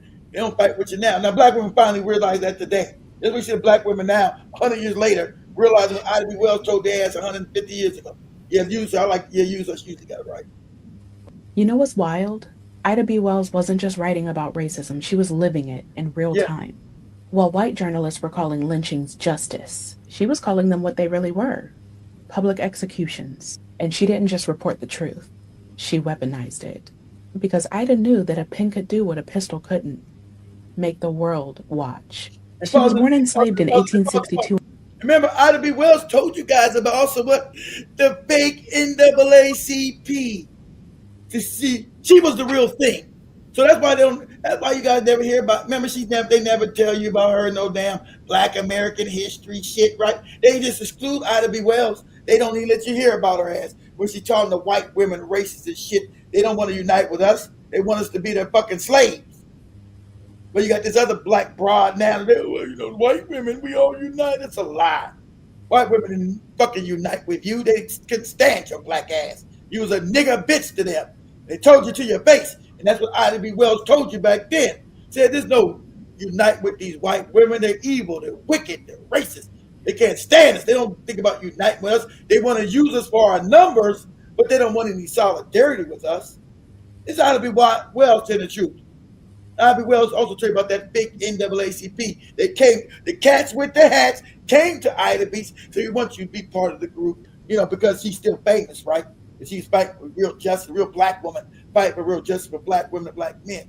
So the fake NAACP came to say, we want you to be part of the group. He said, yeah? Who's on it? Who started this shit? Who's in control of it? How are these white men talking about black people and black people don't control it? She's like, nah, this is fake. You don't want to teach you that when they say February is Black History Month. They'll tell you about the NAACP, but they won't tell you about this woman right here who said no. And remember, they burned her grocery store down in Memphis. She was an entrepreneur first. She was talking about white people and the racism that they tried to kill her. She had to escape Memphis. You guys remember the story? She's also a journalist, right? But she created a grocery store for the black community in Memphis. But the white people burned her shit down to the ground. And they were trying to kill her. They said they had a warrant out to find her in Memphis so they could blow her fucking head off. Because she was going down to Memphis talking about the hanging of black people, the unjust. And they said, when we find her, we're going to kill her ass. Remember, so she had to flee from what we showed you. She had to flee out of the South. She had to leave the South because they were going to kill her. Then we find her anywhere in the South, in Tennessee or Mississippi, we're going to kill this black bitch here. We're going to murder her ass. We're going to hang her. We're going to hang her and rip the skin off her body. So Ida B. Wells is the real thing. So she wasn't talking about, we were saying in solidarity, this goofy black girl in the house doing a TikTok video. Don't know what the hell she's talking about. Ida B. Wells told you these white people are evil and wicked, and these white women don't got any solidarity with us. Remember, she called them out. She called out Susan B. Anthony and the rest of these white women. Who they remember? They made coins. America made money with Susan B. Anthony, tell you love and all that shit. They didn't tell you she was racist as hell. They never tell you that Susan B. Anthony was racist as fuck. They didn't tell you that. That Ida B. Wells got into it with this racist white woman and called her racist to her face. Said, you ain't no goddamn good. You don't mean black people no good. You just sorry and racist as hell. But go ahead, Joe. In Holly Springs, Mississippi. When freedom came, her parents built schools, raised her to read, and taught her that knowledge was its own kind of rebellion. Then yellow fever took them both when she was 16. And Ida raised her younger siblings herself, all while teaching school. Wow. By her 20s, she was already writing under the name Lola. In 1884, almost 70... So she doing what Joby did, right? She took in all her siblings and raised them as a child. She's 16. She's a baby. Put all the kids through her siblings through school. Imagine in a racist ass South in the 1800s as a 16-year-old black girl raising your brothers and sisters. It's fucking amazing to me. Go ahead, Joe. Years before Rosa Parks, she got kicked off a train for refusing to give up her seat to a white man. Yeah, they don't She bring her sued up. the railroad and won at first, but then she lost on appeal. But that moment changed her life. She realized that courts weren't designed for justice. Nope. So she picked up her weapon of choice, the written word.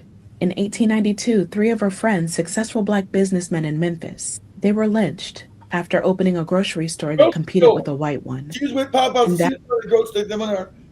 She also was part of that grocery store. So since the grocery store is making money and going against the white people, their grocery store, right? You know, I open a grocery store. Since mine is better, they're gonna kill me. They're gonna lynch me. They're gonna hang me and burn me up and then eat me or some shit. Ain't it funny? And just open up a grocery store. I ain't miss nobody no bad, no harm. I just open my own grocery store, but I got to get murdered for that. Go ahead, Joe. That broke something in her. So Ida investigated. She read coroner's reports, interviewed witnesses, and followed every rumor that white newspapers printed as fact. And what she found was worse than anyone wanted to believe. Most lynchings weren't about crimes. They were about control, punishing black successes, protecting white supremacy, and policing interracial fear. Remember, everything makes sure black people don't ever succeed. That's why you got poverty, porn, black people on the bottom.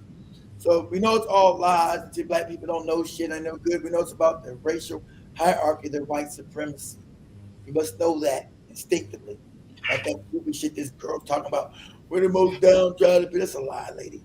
About white supremacy. So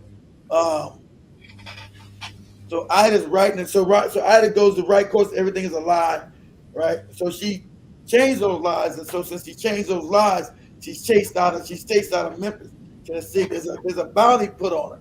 There's a bounty put on her head.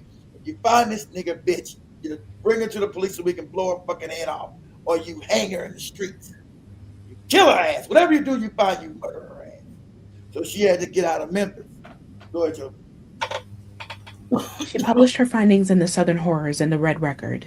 And when white mobs burnt down her newspaper office and threatened her life, she didn't stop. She just started publishing from Chicago instead. They thought they could silence her with fear, but she made their crimes immortal. She faced hate from every side. White suffragists told her to wait her turn. Black men and leaders. So the white suffragists, those are the white women that this goofy black girl that told you, they were together. The white suffragists told her, nigga, bitch, you do what you're told to do when you fucking with us. See, you being nice. They didn't say this, wait your turn. They told her you're a nigga.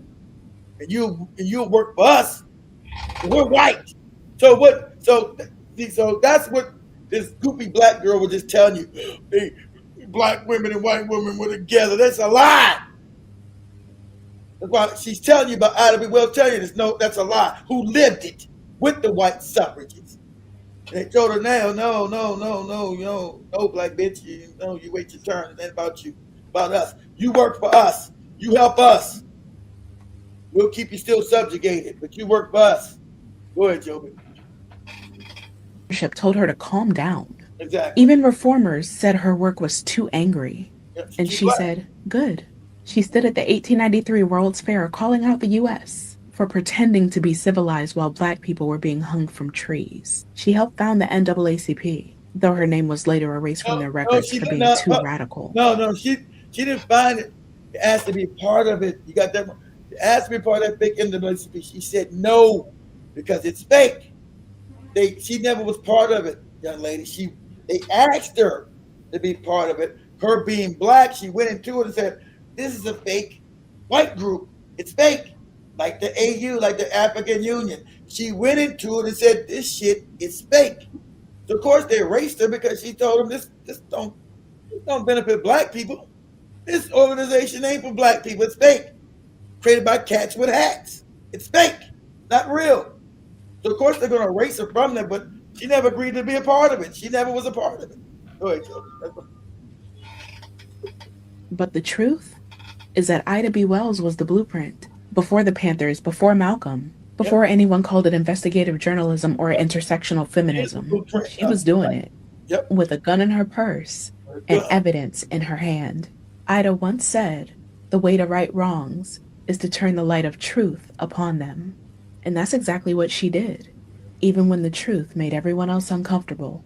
They called her angry, they called her dangerous. But history calls her necessary.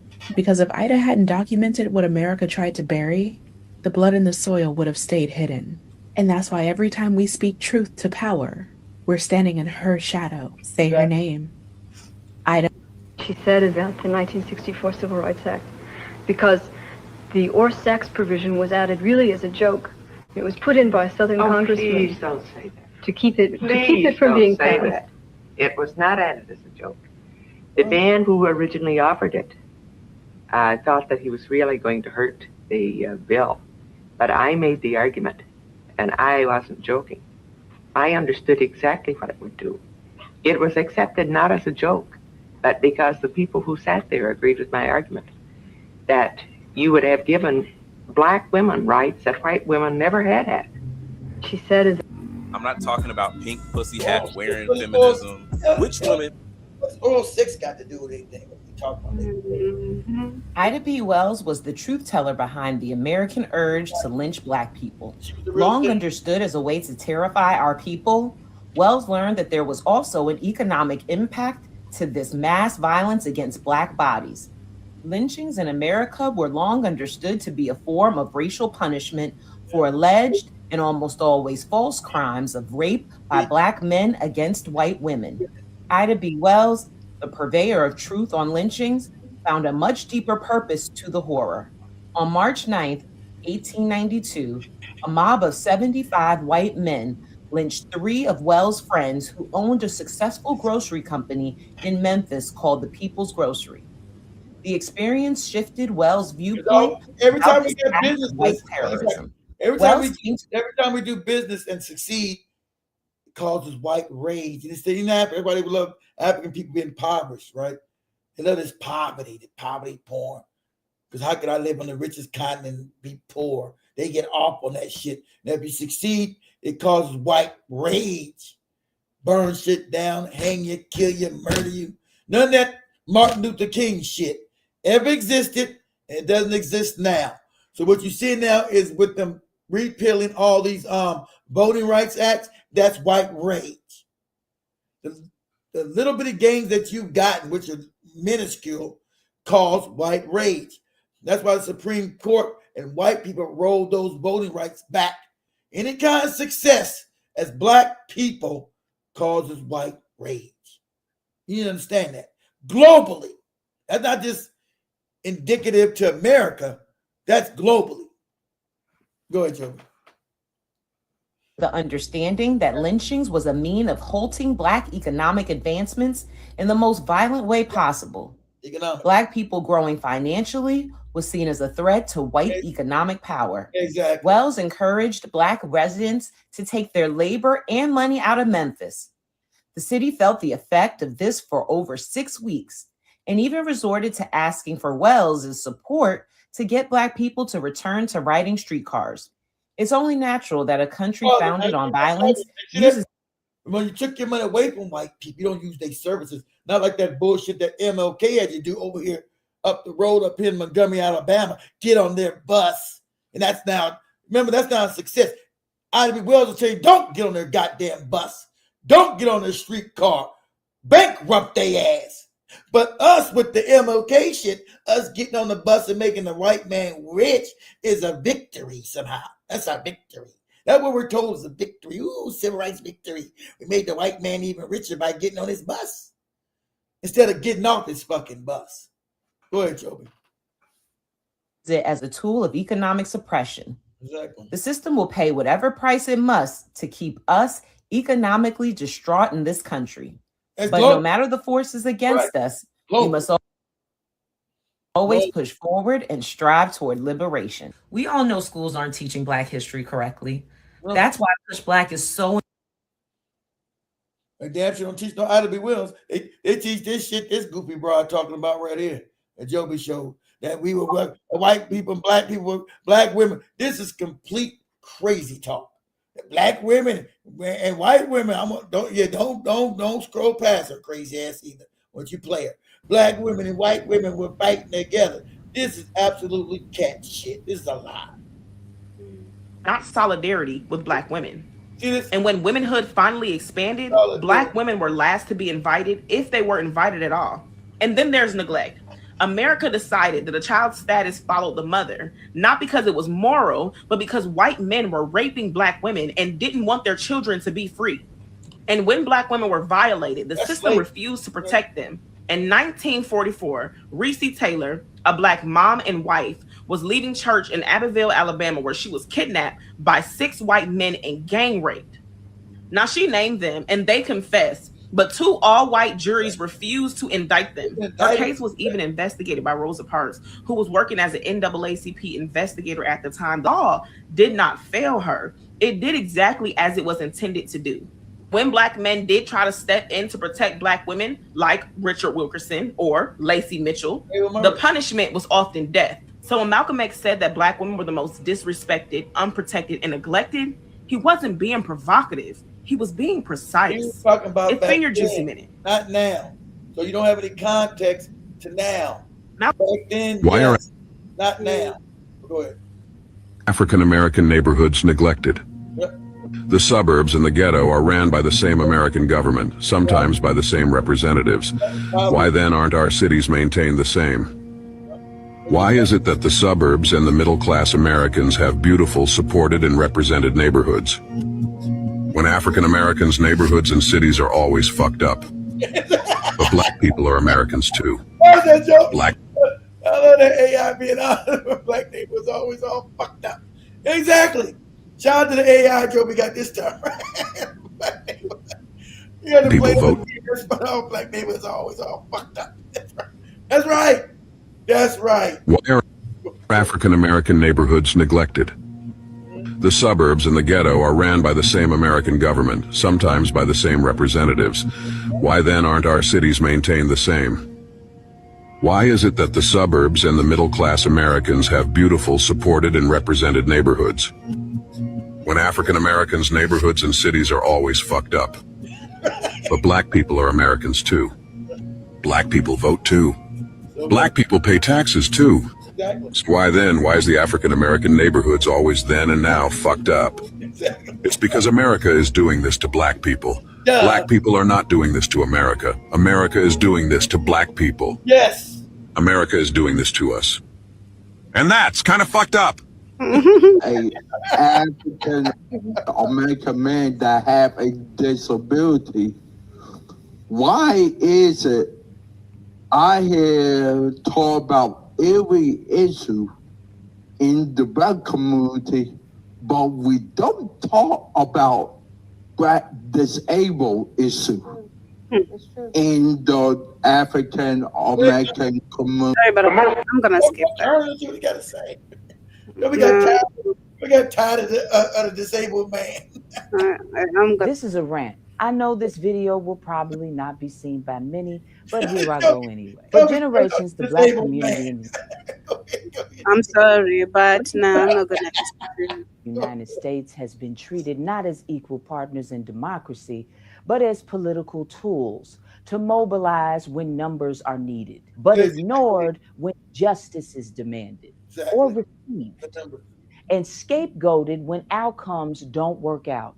Across the political spectrum, from progressives to MAGA, the pattern is always the same. Black people are courted as voters, but rarely respected as collaborators with independent power, agency, and enforceable demands. This exploitation is not accidental. It is structural and strategic. Exactly. Political parties depend on predictable voting blocks.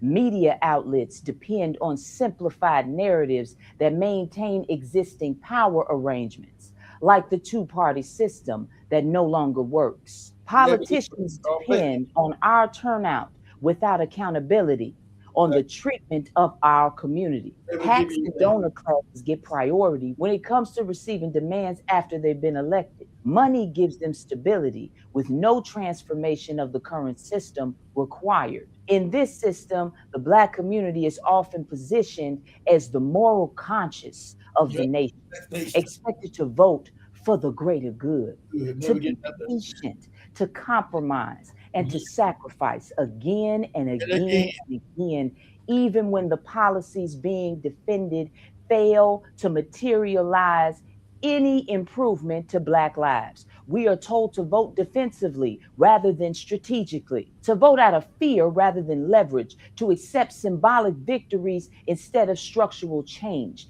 They even got some of y'all believing that Black power is some negative phrase that sows division and hate, when really Black power just means equality for all Black people, which is only gained by building political and economic power on our own.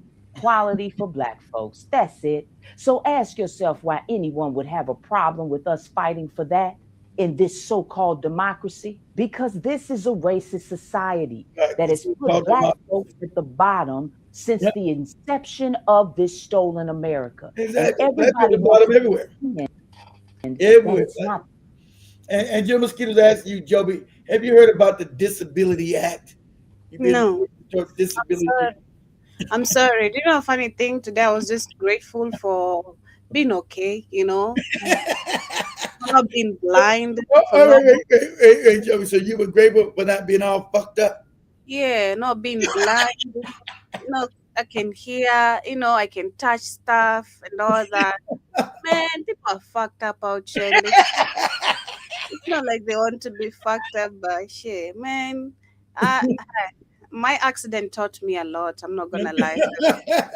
You know, that way. But we can't pretend, because we live with it every moment of our Black lives. When Black communities raise independent demands on health care, housing, policing, education, wealth building, or foreign policy, like the genocides going on in the Sudan and the Congo, we are then accused of being selfish, unrealistic, or my favorite, divisive. When we threaten to change our vote, we are scolded. When we organize independently, we are surveilled. When we ask for concrete returns on our political loyalty, we are told what?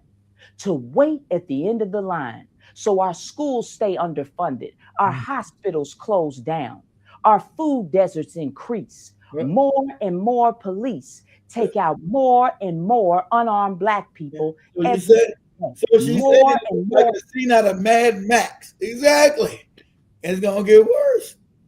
Welcome to the Thunderdome. Guns and drugs end up on our blighted streets. Longer sentences are given out based upon proximity to Blackness.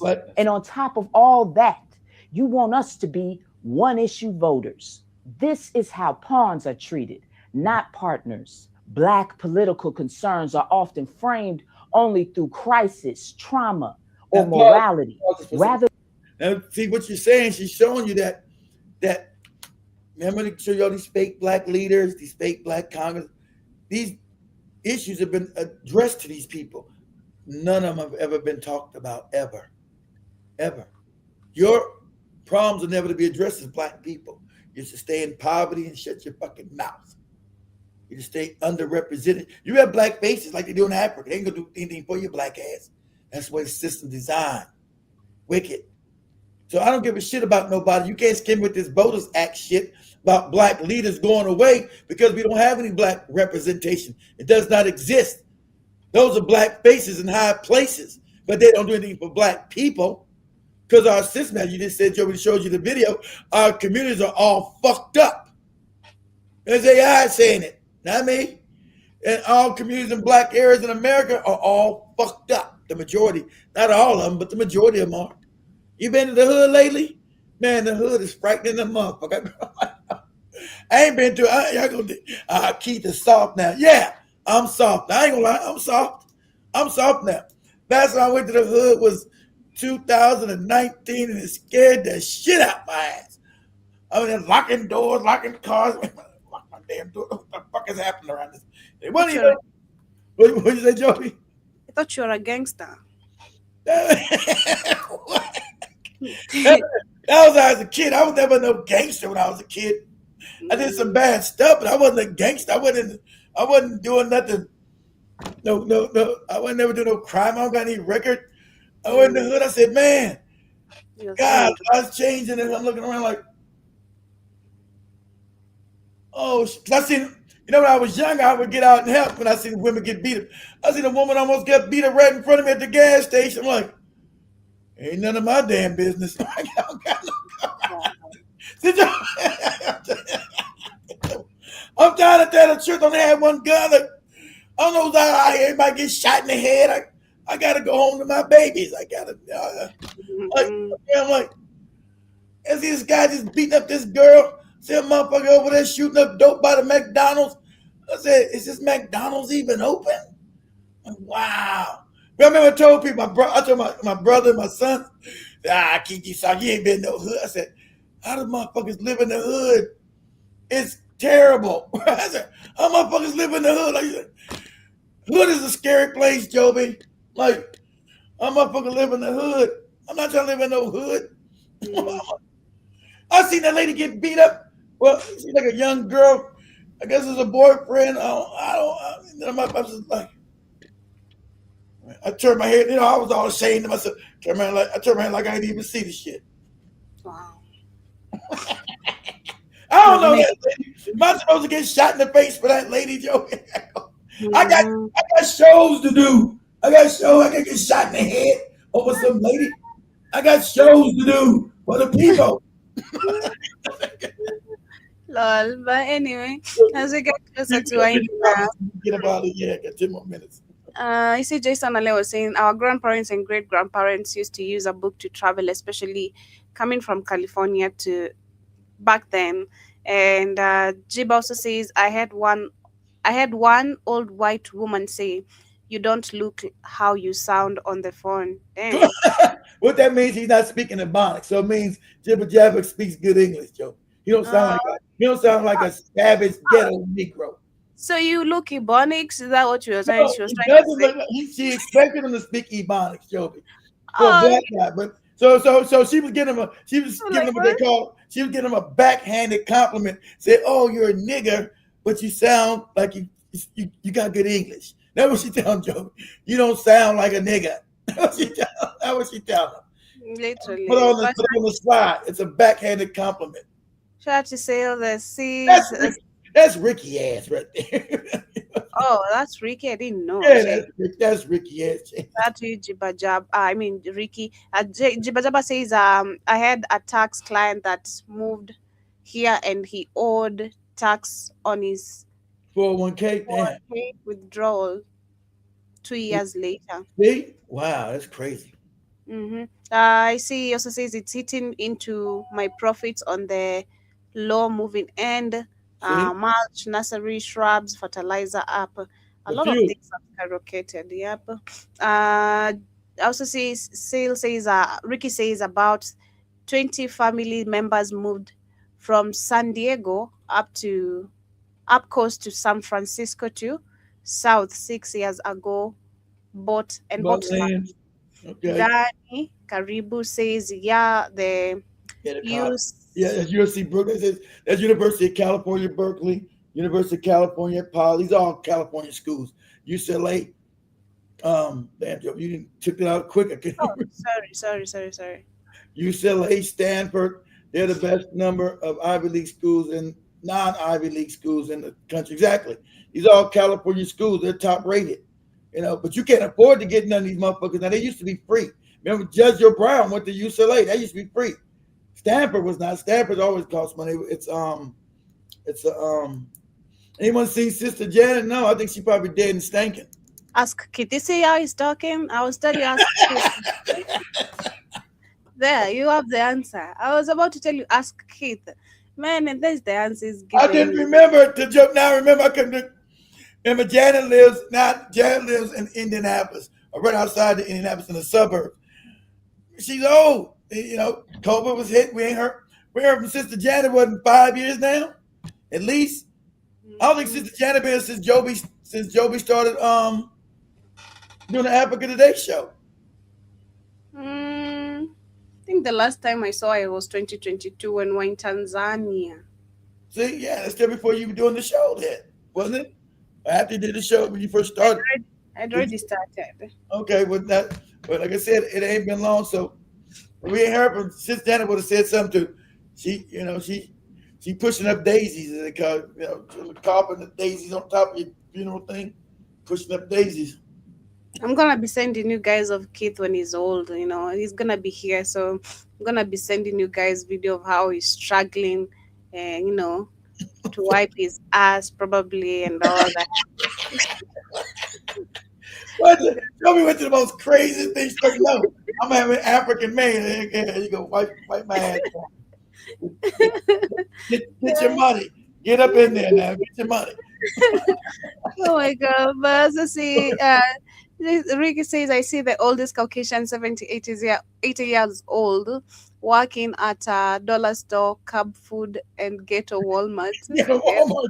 See the white? They got somebody that work at the Ghetto Walmarts, right? And Cuz, that's how you know. I thought Cuz I didn't know Cuz was in Minnesota. Ricky, I thought Cuz only in the Illinois, Chicago area. Okay, yeah, because we don't got Cubs down. You guys don't know what Cuz Food? It's a Midwest grocery store. We don't got them down in the South. Because I've been there where I know that. So Cub Foods, I know they had them in Minnesota. I know they up in Chicago heavy. You guys need to stay out of these Asian, India, and Mexico business. Oh man, I don't fuck around with none of them. I told you, that's only business I go into because I hate to say I love Mexican food. But I'll be in there watching. I'll be watching the ass. I'm talking to you. Make sure you don't spit in my shit. I'm watching you, goddamn. Turn your back. You're like, hey, what's this slime in my taco? Yeah. Shit. Yeah. Okay, Jeff Williams Ribu says Floyd Mayweather is a prime example. Can't speak worth a damn. Can't speak worth a damn. And broke. Remember Floyd? He almost made $1 billion because he's too stupid. Can't read. He's broke. Floyd is broke. How do you spend $1 billion in your career? You made almost $1 billion. Now you broke. Buying all kind of stuff. Look at my Rolex. Look at all my money. The money Mayweather. Look at all my shoes. Look at all my 1,000 cars. And now you broke, nigga. You broke. Ricky says he's tired of me saying use proper grammar, and I must say it again. God damn it! Sorry, I'm still gonna tell you to use proper grammar. Your call was telling me to use proper again. I had changed my name. Oh, did you change your name? I already know it's you, Rick. If you say Minnesota, I know it's always you. Mm-hmm. Yeah, I must still tell you. So sorry, you're gonna have to change that name again. As CKJ says, that's a fact. Women love stability, though some of them don't bring nothing to the table. It's like they love stability. That's why, because if you get unstable, woman's gonna leave you. You get unstable, woman's gonna leave you most 9 times out of 10. They get out, they're gonna leave you, and all the disrespect is gonna come in because that's why I teach you guys. Before we go, I learned that there was like I learned women. I was growing up because I love women. I didn't drink or smoke. I love women, so I would study women. And I know women will use you as a sucker. And Joby, sadly, Joby always validates everything I've said about women. She validates that shit because women always use you as being a sucker. A woman always take it. If you're too nice to a woman, tell her you're gonna get used, right? Like I did when I drove that girl down in North Carolina, scheming on trying to leave with money, right? Had money buying her coats when I was a teenager, doing stupid shit, taking her driving all down North Carolina. I said, no, what I get? Nothing. I get any coochie? No, I got played, right? So I led with money, bought coats, gas all the way down to North Carolina, got nothing. Women are different. That's why you never chase women, ever. Let's say you like a woman, you text her, she don't text you back, you get rid of her ass. You mean you get rid of her.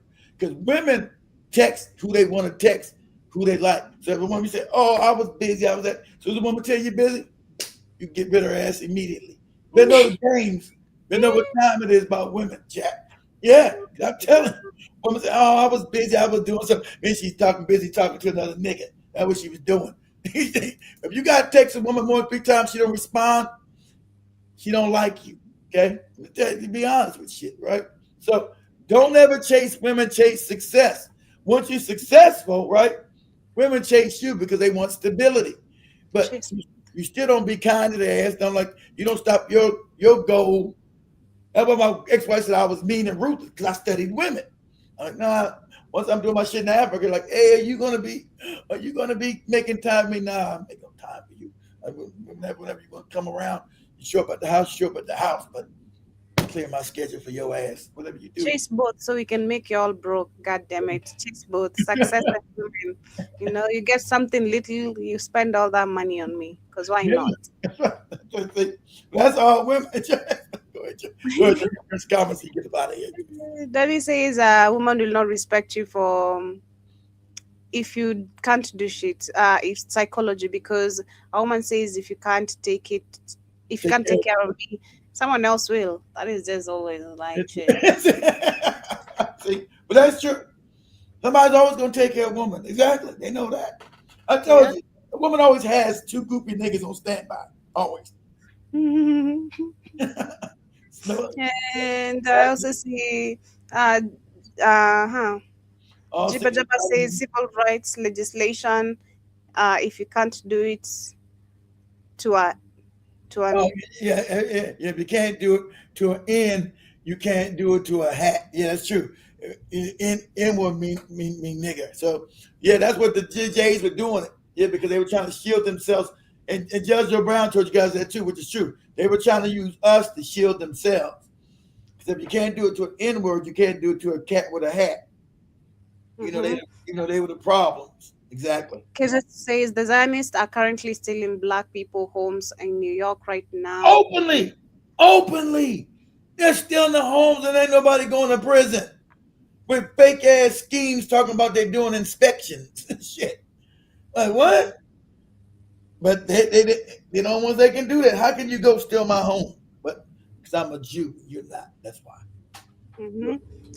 Ricky says all black farmers didn't want this civil rights bullshit. That now lose our land. They did. The majority of us. The majority of us didn't want it. Ricky, that's the problem. And when you say this, and you get the number, the majority of us did not go with MLK. But now, since it's 60 years later, those people are dead. People don't remember. They got the youth and us saying, yeah, that was the way everything happened. We loved it because through propaganda. But the majority of black people did not support MLK. That's a fact. But people look at you crazy today if you say that. And then we have 100% live white suffragists. That's those ones. She said that they were together with black women. She said the suffragists were incensed with blacks, got the right to vote before women. Exactly. They hated black people, hate black women. I told you about Sojourner Truth did that whole, remember she was a black suffragist with those white people, right? And she wrote that whole speech, aren't I a woman too? They said, no, you're black bitch, get out of here. She wrote that whole speech, ain't I a woman too? Yeah, but I think we're going to wrap it up there. Those have been majority of our top comments. I see 10 Speed says he never chases a woman. He wants the one. Yo, you're going to, keep They're up. not going to want you. They're not going to want you. You got to stand. You want the one, don't chase them, replace them. Yeah, but even though you can't even the woman's not still going to come to you. We're going to go back. We're going to say some things on some shows. I told you guys years ago, I'm gonna show you guys when a woman wants to have sex with you guys. What are the markers? I'm gonna show you guys. You're like, what? I'm gonna show you the markers when a woman wants to have sex with you. She's already. I don't need to be like what I know, Shay. Because if you want someone, you just know you want someone. There's no. I'm saying a man ain't gonna know. The woman's gonna know. Of course, you know. Yeah. For a woman, we do know. If it's you, it's you, and I'm not gonna switch my mind upon that. So that's what I'm saying. Exactly. You know, but the man doesn't. Most men don't know when a woman wants to have sex with them. We don't want you to know. We want you to be surprised. Exactly. But it's a way you know, guys. I'm gonna teach you the way you know. When I learned that shit at 21 years old. Like, gotcha. Anyway, much love, guys. Have some beautiful, beautiful rest part of your day. See you guys tomorrow. Same time, same place. I used to do relationship shows. I used to do relationships. Remember, I had one. This is almost 10 years ago. Okay, before we leave, Joe, cut it off. I used to do a relationship show. You guys can't even find it on the video because Facebook took us down. It was me and a lovely young lady called Lady Divine, right? Beautiful beauty queen chick, right? And I was a singer, right? She became a singer too. Beautiful woman, right? I used to do a show with her. A relationship show. Was good, so I started kicking some game again. It was fun. That was 2017. God, it's almost 10 years ago. Only one thing I seen that show was brother General Mosquito. But it was me and a light-skinned sister. And you guys remember Sharon was fine as shit. I never forget when a black guy, because I was gonna have a white girl, but then one of my daughter's mother said, "You better not have that white woman. You better not have that white woman up there. You out of your mind." So I said, you remember Jim? No, it was 2017, Joe Mosquito. It wasn't it was 2017. But I'll do it again. Yeah, it was. I can't do it with Joby. Joby. I knew he's gonna say that. I just saw that coming. That was shit. I said, well, Joby takes things.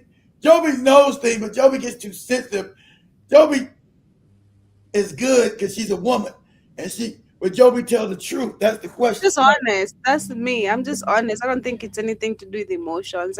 No. Will you be honest? Exactly. Will you be honest when I say, okay, this is how women act, especially if women have sex? Because she could not. Sharon was like, "Keep you right." I said, "I know. I study women. I know when a woman want to give me some coochie." I know. We'll see. We'll do that with Joby. We'll see if we get a time, guys. We'll do some relationship with Joby. We'll see, because I know we got an hour before. We can do an hour show. It all depends on Joby. If Joby's up for it, we can do an hour show before we do the Africa Today show. It has to be a specific day, though. We can't just every day. No. It'd be like one day a week.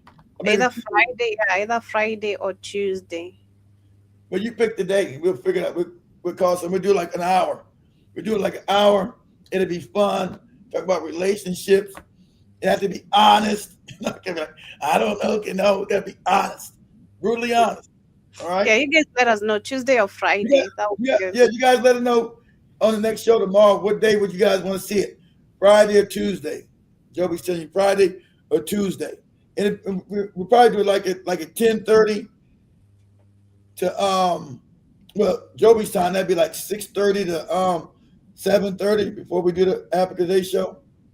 Okay. Like 6:30 to 7:30, and that would be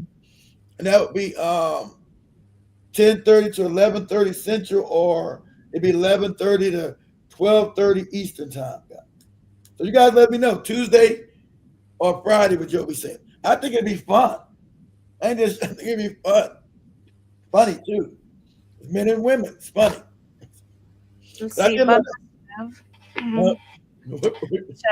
We shall see as we wait for your answers. But if you guys don't realize how brutal Joby ass is, good luck with that.